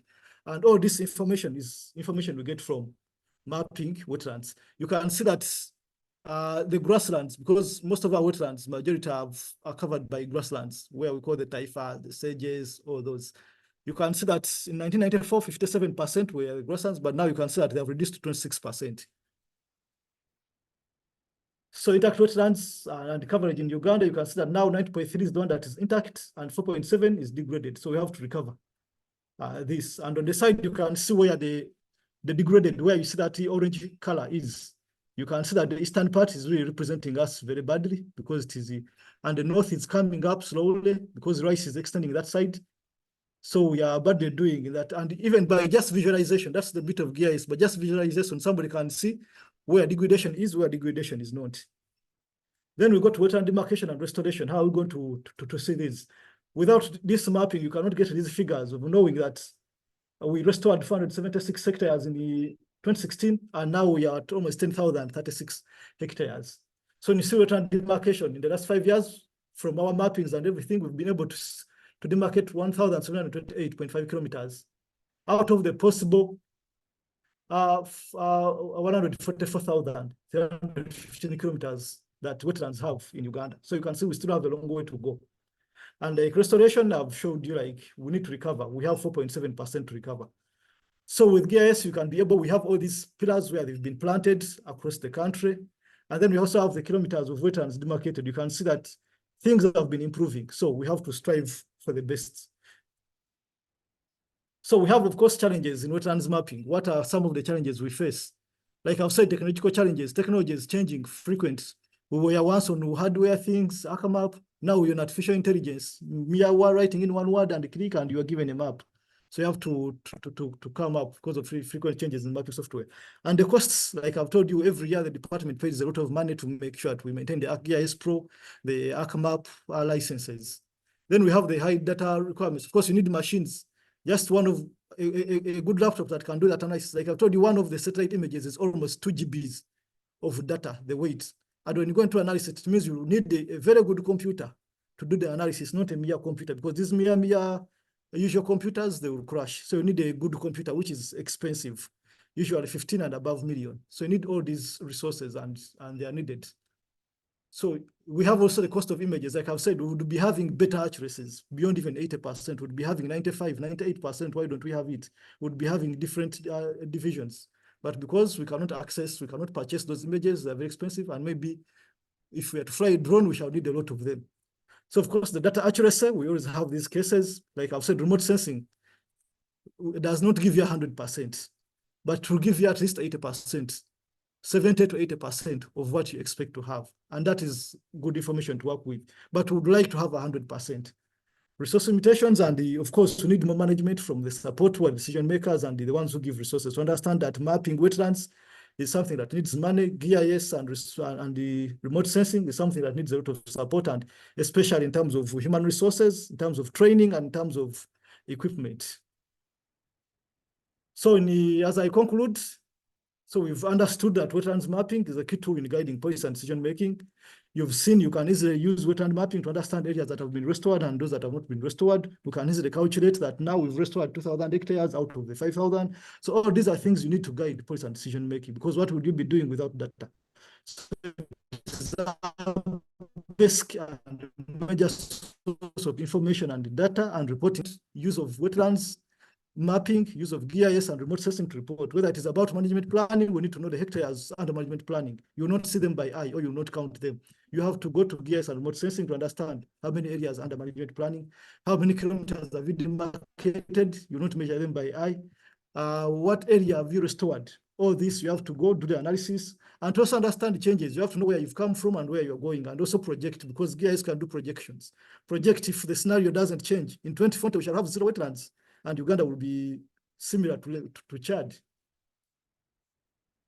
So because we've set these targets, so we have to continue mapping and make sure that we chase and see how far we've gone with these targets. So that's how important wetlands mapping is. Therefore, it is important for management, public and political leaders to acknowledge and support mapping of wetlands and other resources. It is the key tool in natural resources management. So recommendation, course, increase the funding of the mapping exercises to support effective ground truthing. We would want to have, like the way you see UBOS.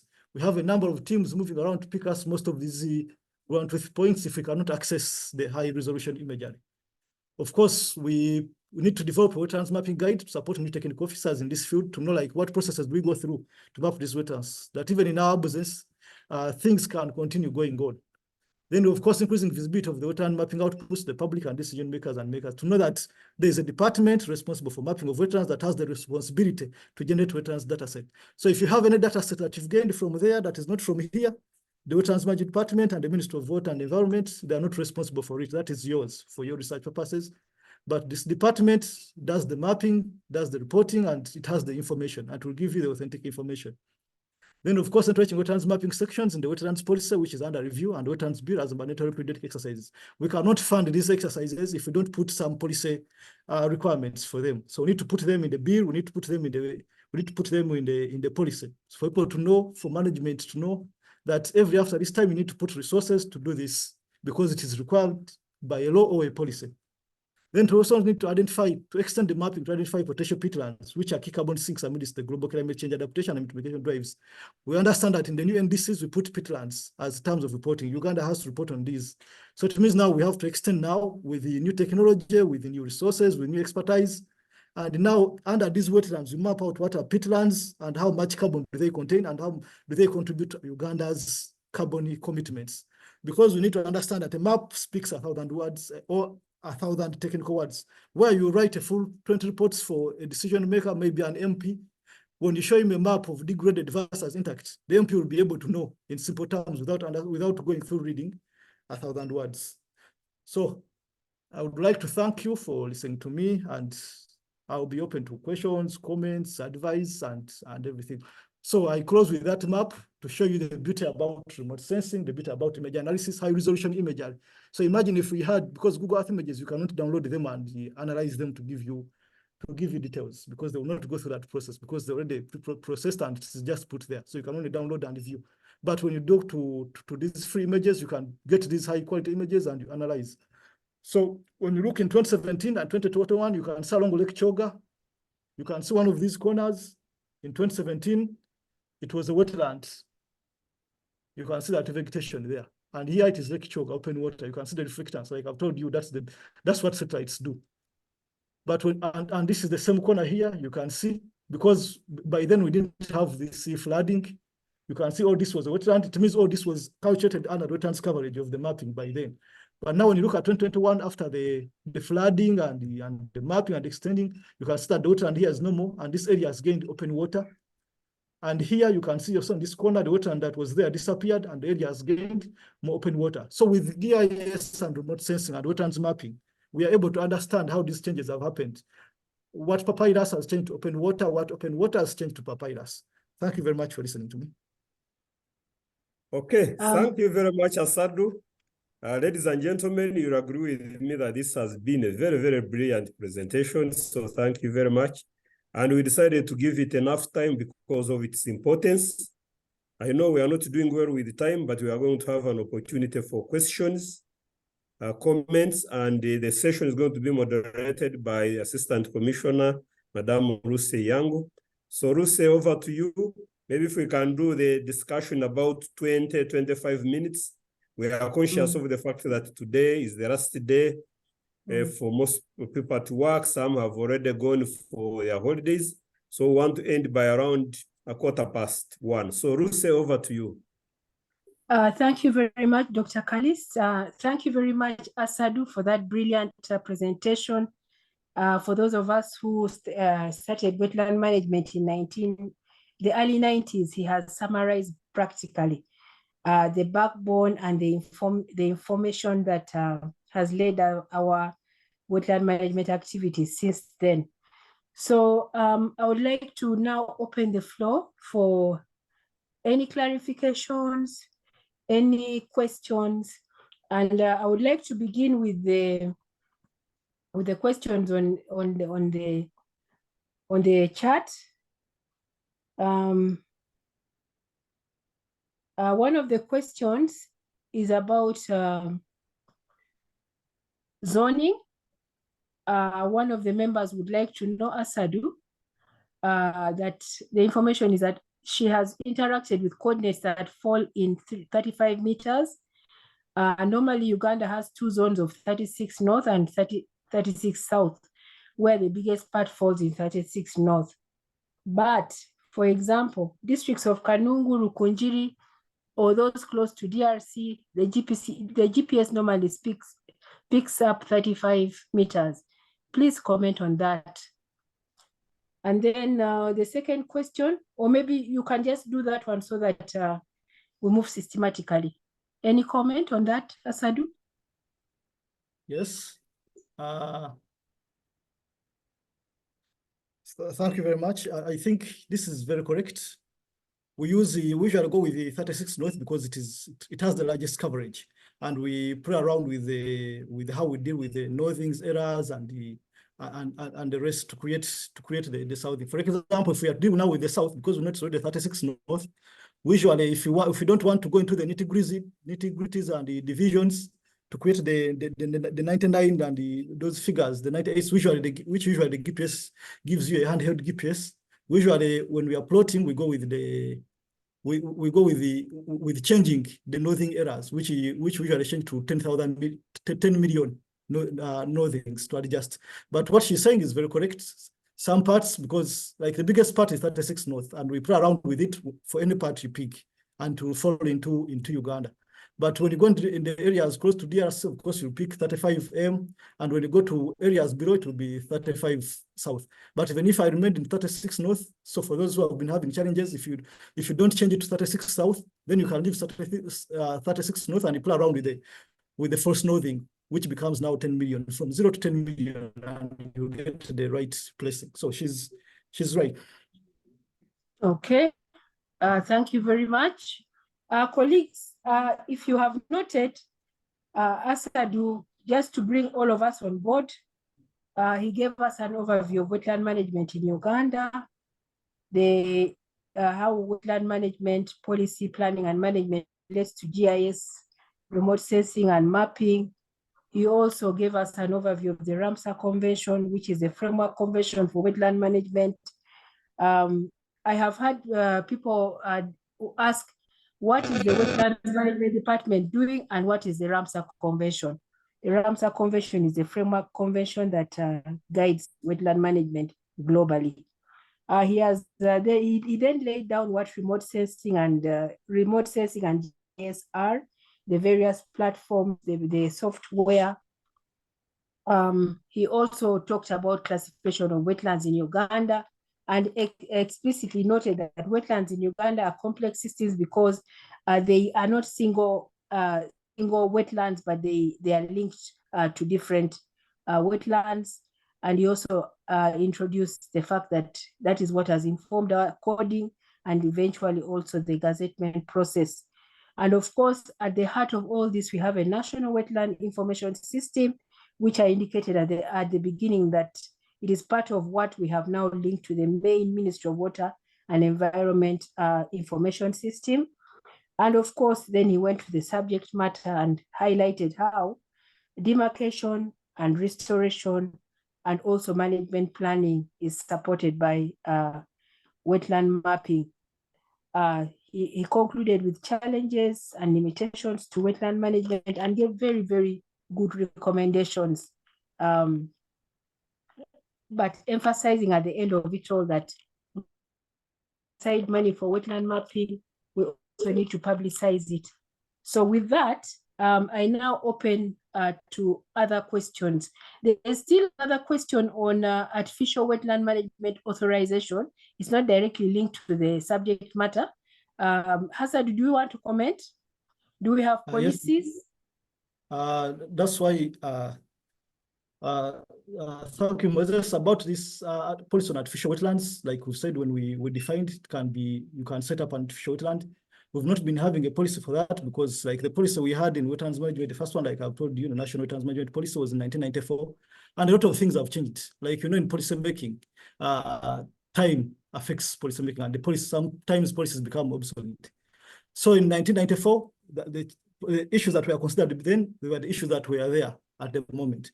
And now the Wetlands Management Department is under review, is reviewing the wetlands policy. And one of the issues that we've included in the wetlands policy is to create this option of artificial wetlands, where people can now create artificial wetlands for their own maybe waste management, maybe lagoons and the sort of. So in the new policy that is under review, because we are developing a new wetlands policy that will be coming out soon, as you'll be as the minister will inform you, we shall have this component on artificial wetlands. So Moses, don't worry, this is coming up very soon, and it's included in our policy to incorporate the new areas. For example, now we have oil, we have all these other things. So all these are going to be included into the new wetlands policy. Yes, thank you very much. Please put up your hand if you wish to ask a question, and then we'll pick it up. Any other question, clarification, additions are also welcome. Please raise your hand.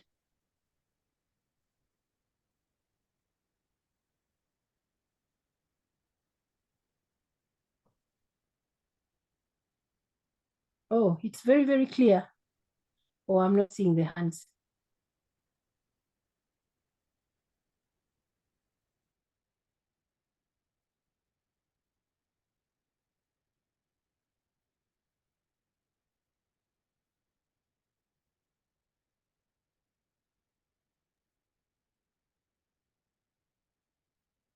Moderator, we have some hands from Joseph and Richard.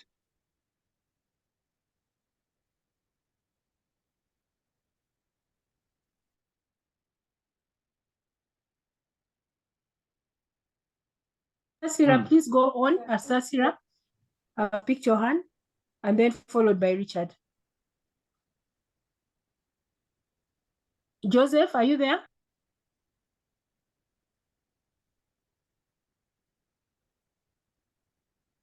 Okay. Richard Musota, please. Can you hear me? Yeah. Hello? Yes. Yes, please go ahead. Oh, thank you, moderator, and thank you, Asadu, for the good presentation, which was on point. Actually, I'd put my issue within the comment section, but I think I can ask now. Me, I work with Mbara City Council as the environment officer, and we have had challenges wherever we go to the field to monitor and also do wetland restorations. You find that most times the locals are complaining that it is the wetland that has encroached onto their land. And because we are told there is a new Gazette of Wetlands, we don't have access. When you try to get one, they said they are selling them. And my question was, if it is possible to have the latest Gazette of the Wetlands, both artificial, both the permanent and the seasonal, so that we fight to protect them. For the case of Mbarara, we have much of the wetlands which are seasonal, they are being degraded by backfilling. And when you go to them to enforce and stop them, they tell you this was never wetland, it was a dry land. Whenever it rains, the wetland, you have water stagnation, then you have some vegetation on it. But some of them, because of the Gambanogo and the fights, they want to say this one was never gazetted into a wetland. How possible can we be helped to enforce this? Thank you. Richard, please go ahead with your question. Thank you, Commissioner, and thank you, Asad, for the presentation. Very insightful.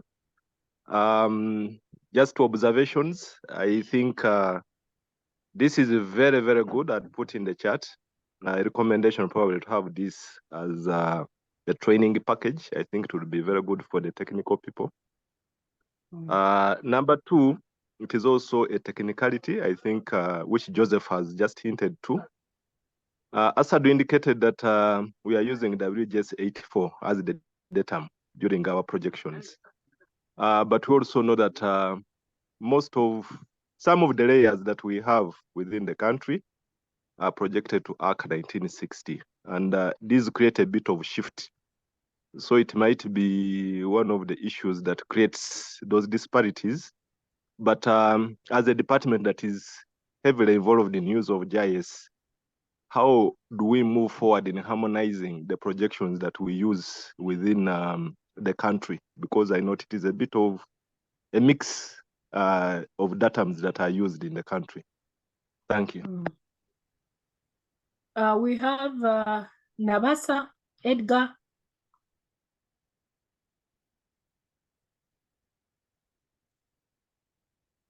Nabasa, please go ahead.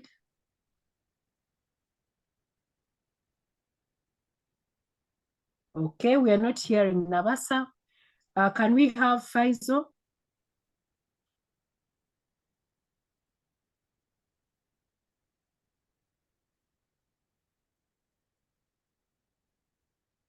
Hello.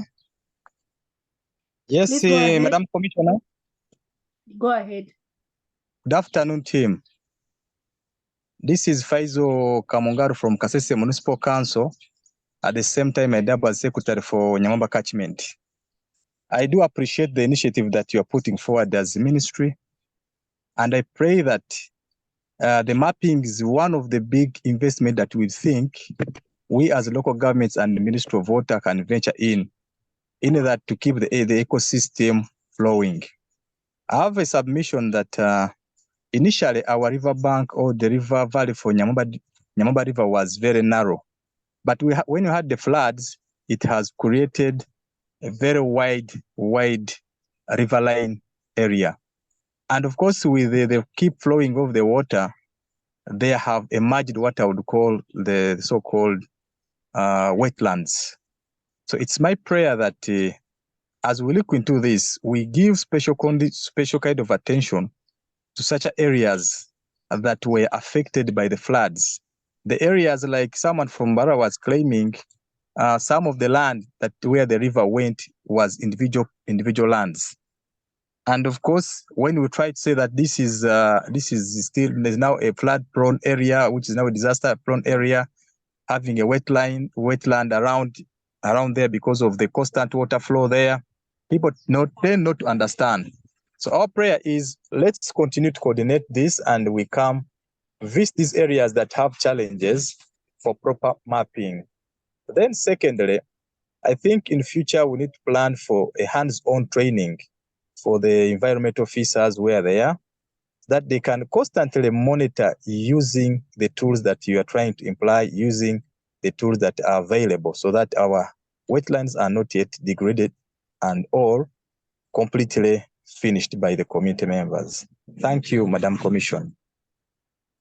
Thank you, Faizo. Timothy, go ahead. Please make your question brief and to the point, or your submission. Thank you. Thank you, Madam Commissioner and Mr. Assad for the presentation. Mine is brief.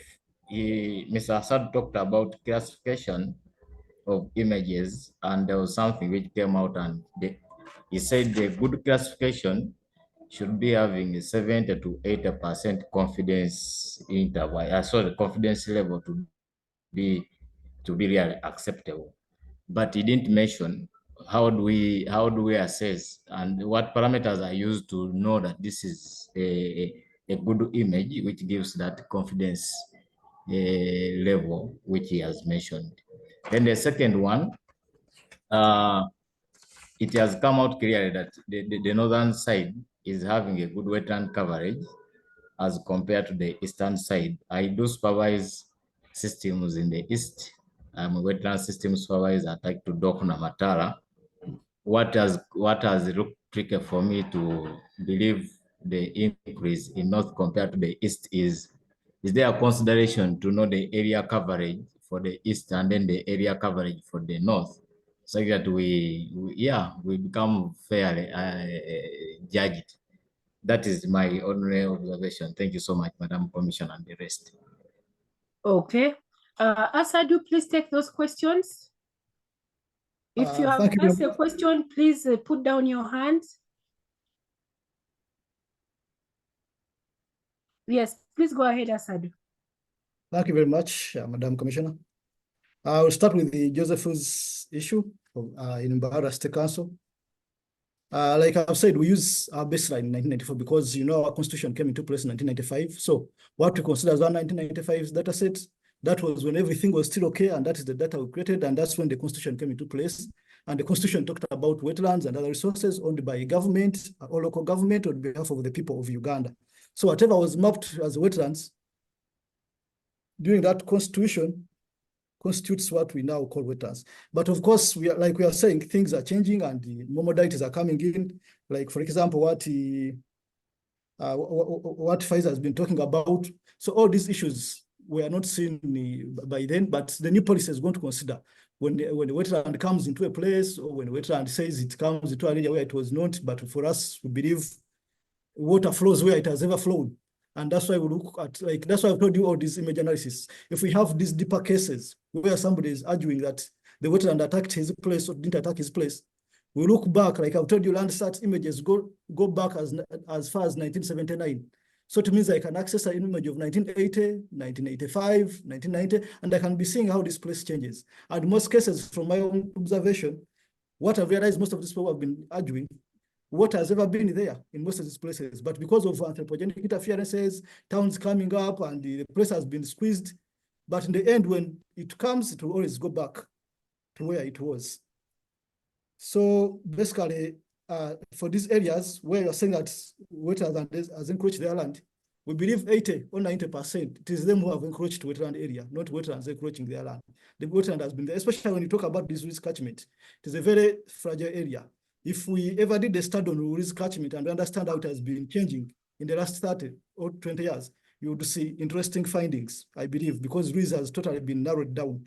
So there is a possibility, these wetlands were there, and when water comes up, they have to look for where they used to be, and that's how they come in. But for further analysis, we have a GIS lab here, and of course, wetlands is just a lead agency, so it works with the local governments to do this. So when you're going to do your enforcement, we have a team that works on that. You generate your maps if you want to understand whether it's wetland or not, because we are in the same system, we are scoring in the same goal. So we are here to support you. You have our contacts. You always have to, for district local governments, because we also have your contacts, you need to send this information to our office, and we process for you to tell you whether this degrader who's disturbing is in the wetland or not. Then we can send back a map so that you can use it for your final report writing. And we've been doing it for many district local governments that are aware of this. But like we said, this information will be passed on to understand that there's this system, and this system is for all of us to help you work. And that's why we have NWIS. We are going to, through the Water and Environmental Information System, we are going to narrow down the NWIS to the regional level and to the district level. And this will involve training to make sure that people at the district can be able, because data comes from you, we are not everywhere. If we are to improve our mapping, if we are to improve our accuracy, we have to get data from you, because you're also working there, and this is like literally your work. So the information you pick here, we are going to make sure that we build NWIS to a level that we can pick information from you. You send it here, we process it for you, and we bring it back.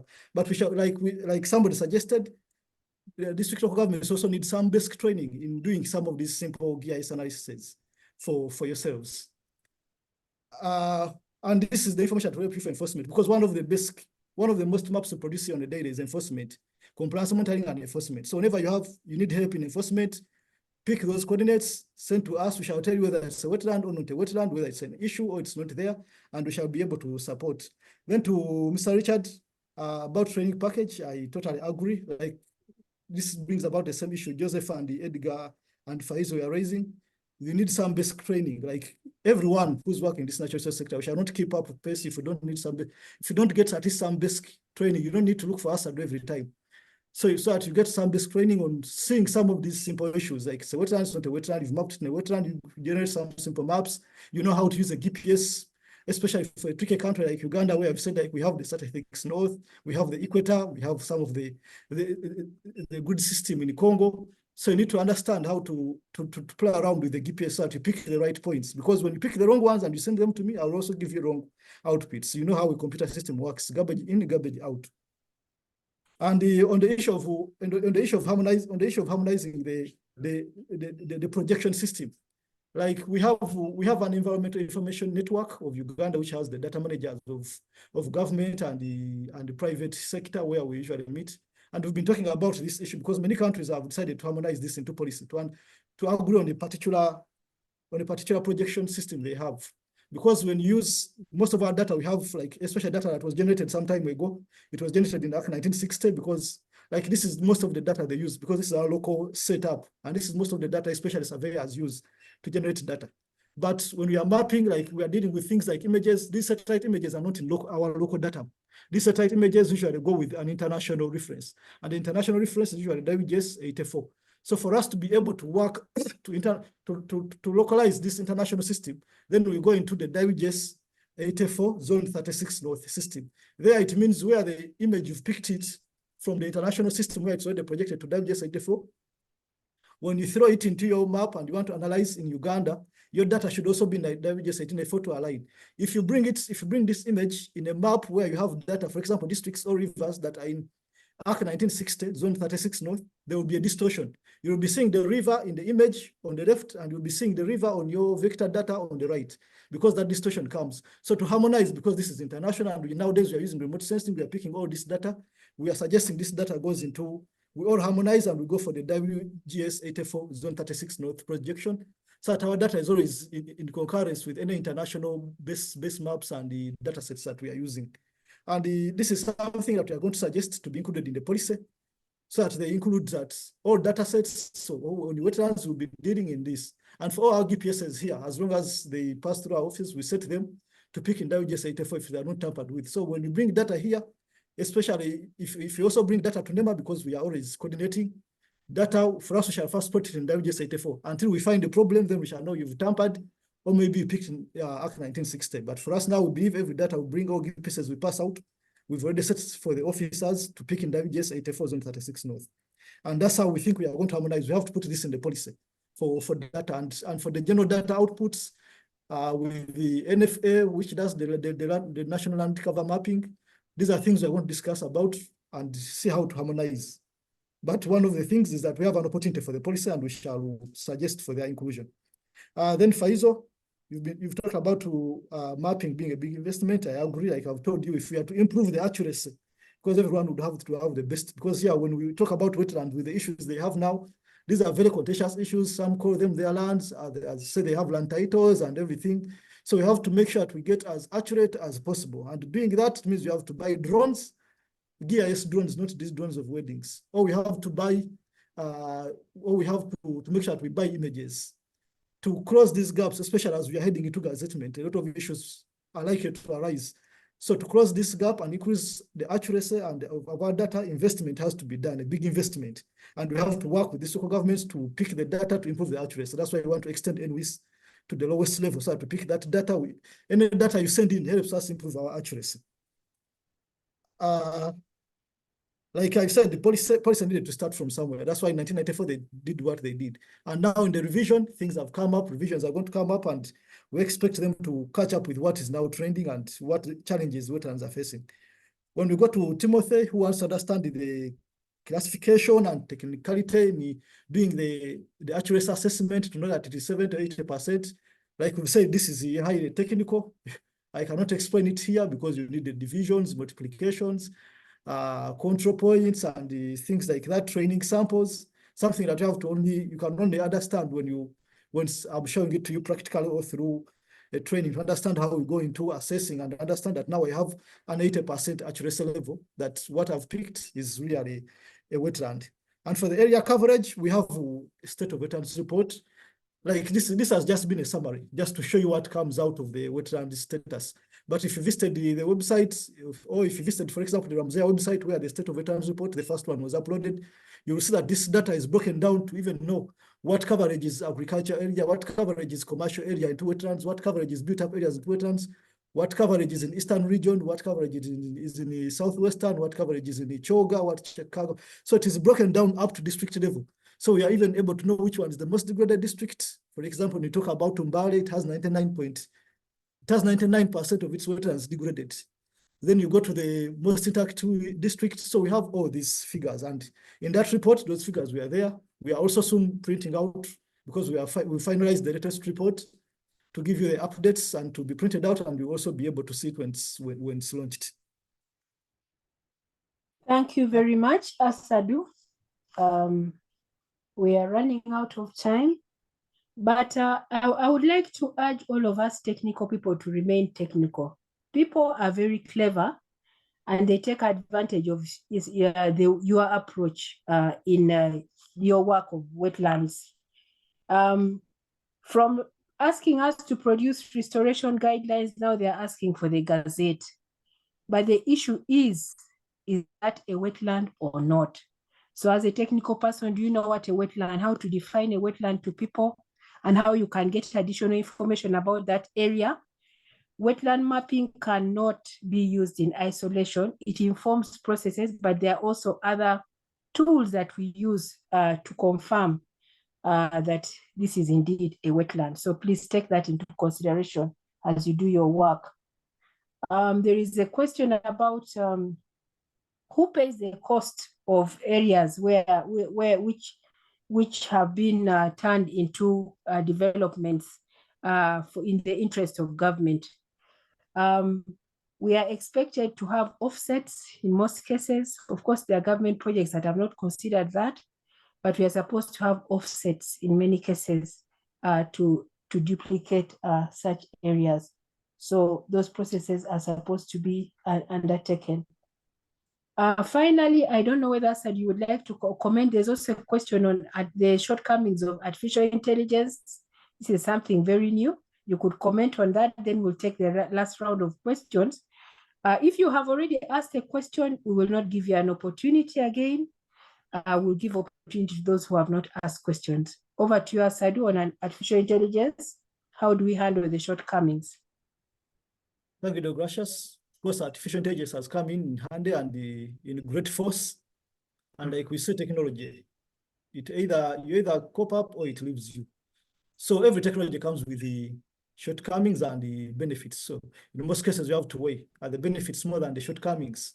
And I believe artificial intelligence is here to make work easier and to, of course, improve the work. So we are yet to see it because it's in a lot of fields and it's expanding.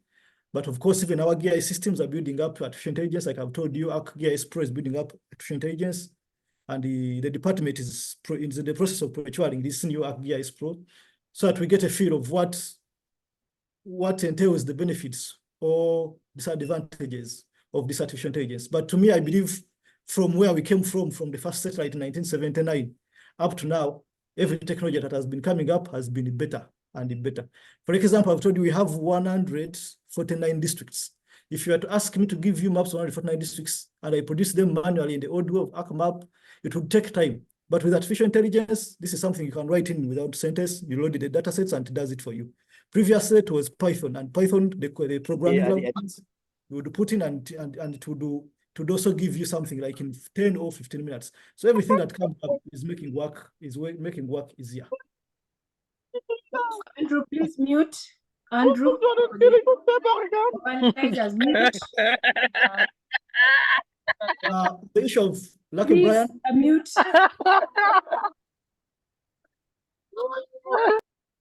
Organizers, if we can mute. Go ahead, sorry. Lucky Brian talked about on who incurs the cost to compensate the loss of these fragile ecosystems and who bears the responsibility for it. Of course, nowadays we have, like we've talked, I've said we map these wetlands because, first of all, they're providing livelihoods. As people get out, you must give them livelihoods because the land is not changing, but the population is growing, people need to eat. And it's the responsibility of government to make sure that people are alive and healthy and are eating.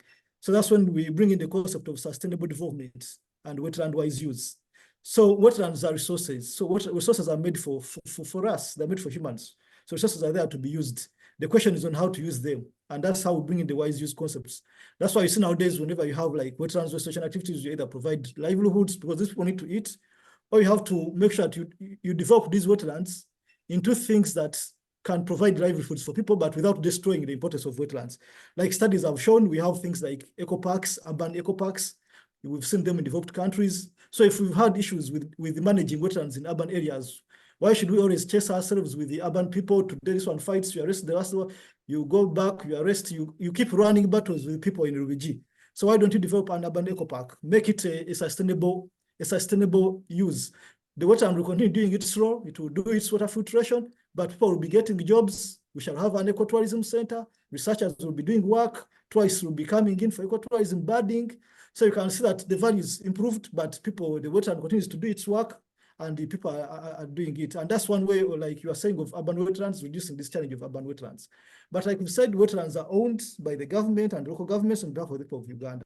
So no one is going to, like literally, according to us, like what we have now, there's no compensation if you are to leave a wetland, because it is public, it is owned by the people. It is the role of government to make sure that you have a healthy access to health and the safe environment, and that's what the government has to do.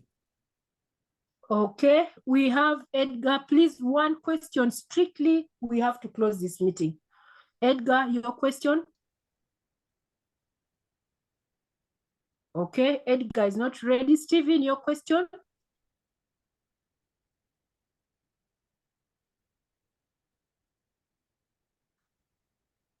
Hello. Hello. Go ahead, please. Good afternoon, Madam Commissioner. Please go ahead with your question. I'm called Jamilo Samuel. I'm a Ugandan and a lawyer by profession. I do a PhD in environment Go and straight climate to your change. question, please. Go straight to your question. We don't have time. I'm here to share best practice, Madam Commissioner, that in my area of research, US is doing what is monitoring their wetlands using the latest technology called drones. They use drones for monitoring their wetlands. So it's not yet here in Uganda, I know. So one of my recommendation to Mr. Asadu's presentation and to the ministry is that the Ugandan government should acquire drones for purposes of monitoring wetlands. That is my recommendation to you, Madam Commissioner. Thank you very much. Edgar, are you ready now? Can we have Stephen Mulinda?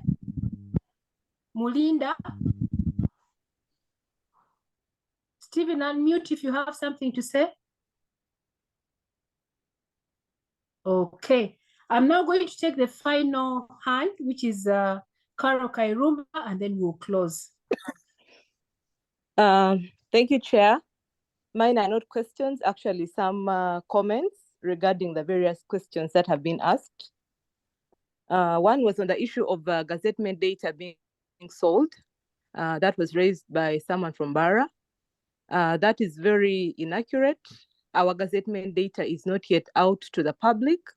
Until it is published in the Uganda Gazette, then we'll be able to avail that data and it will come free of charge.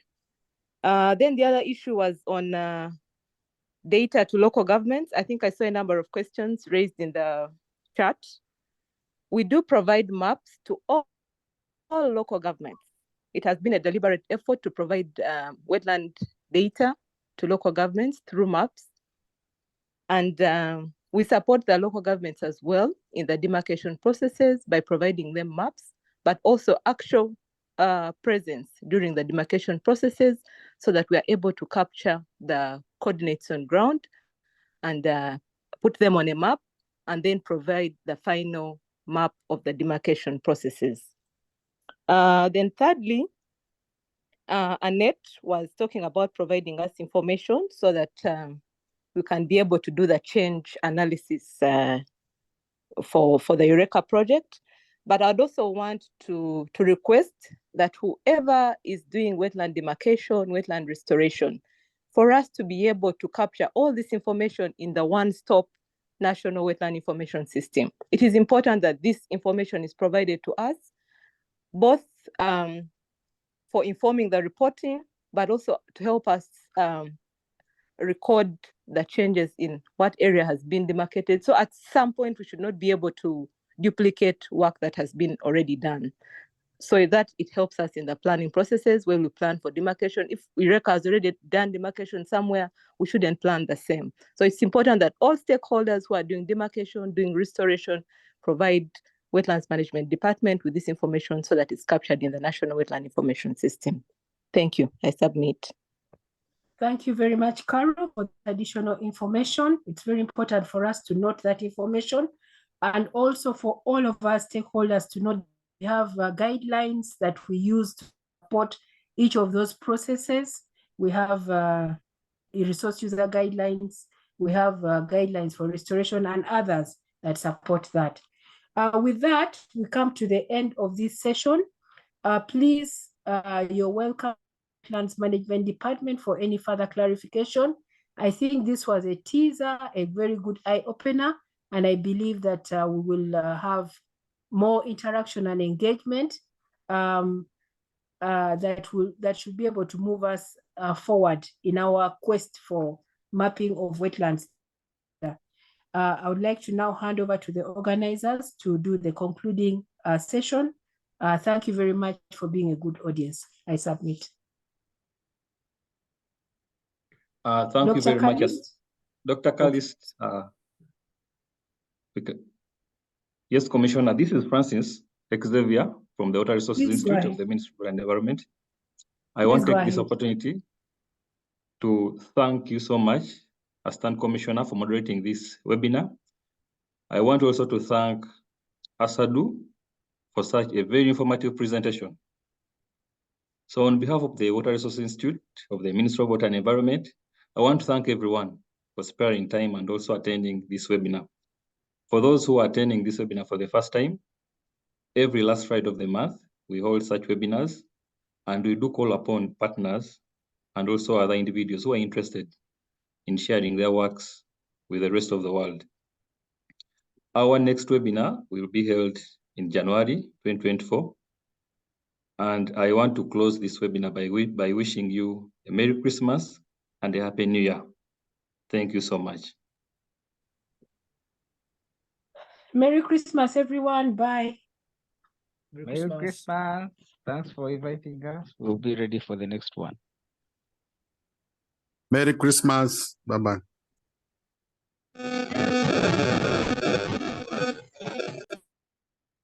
Merry Christmas and bye.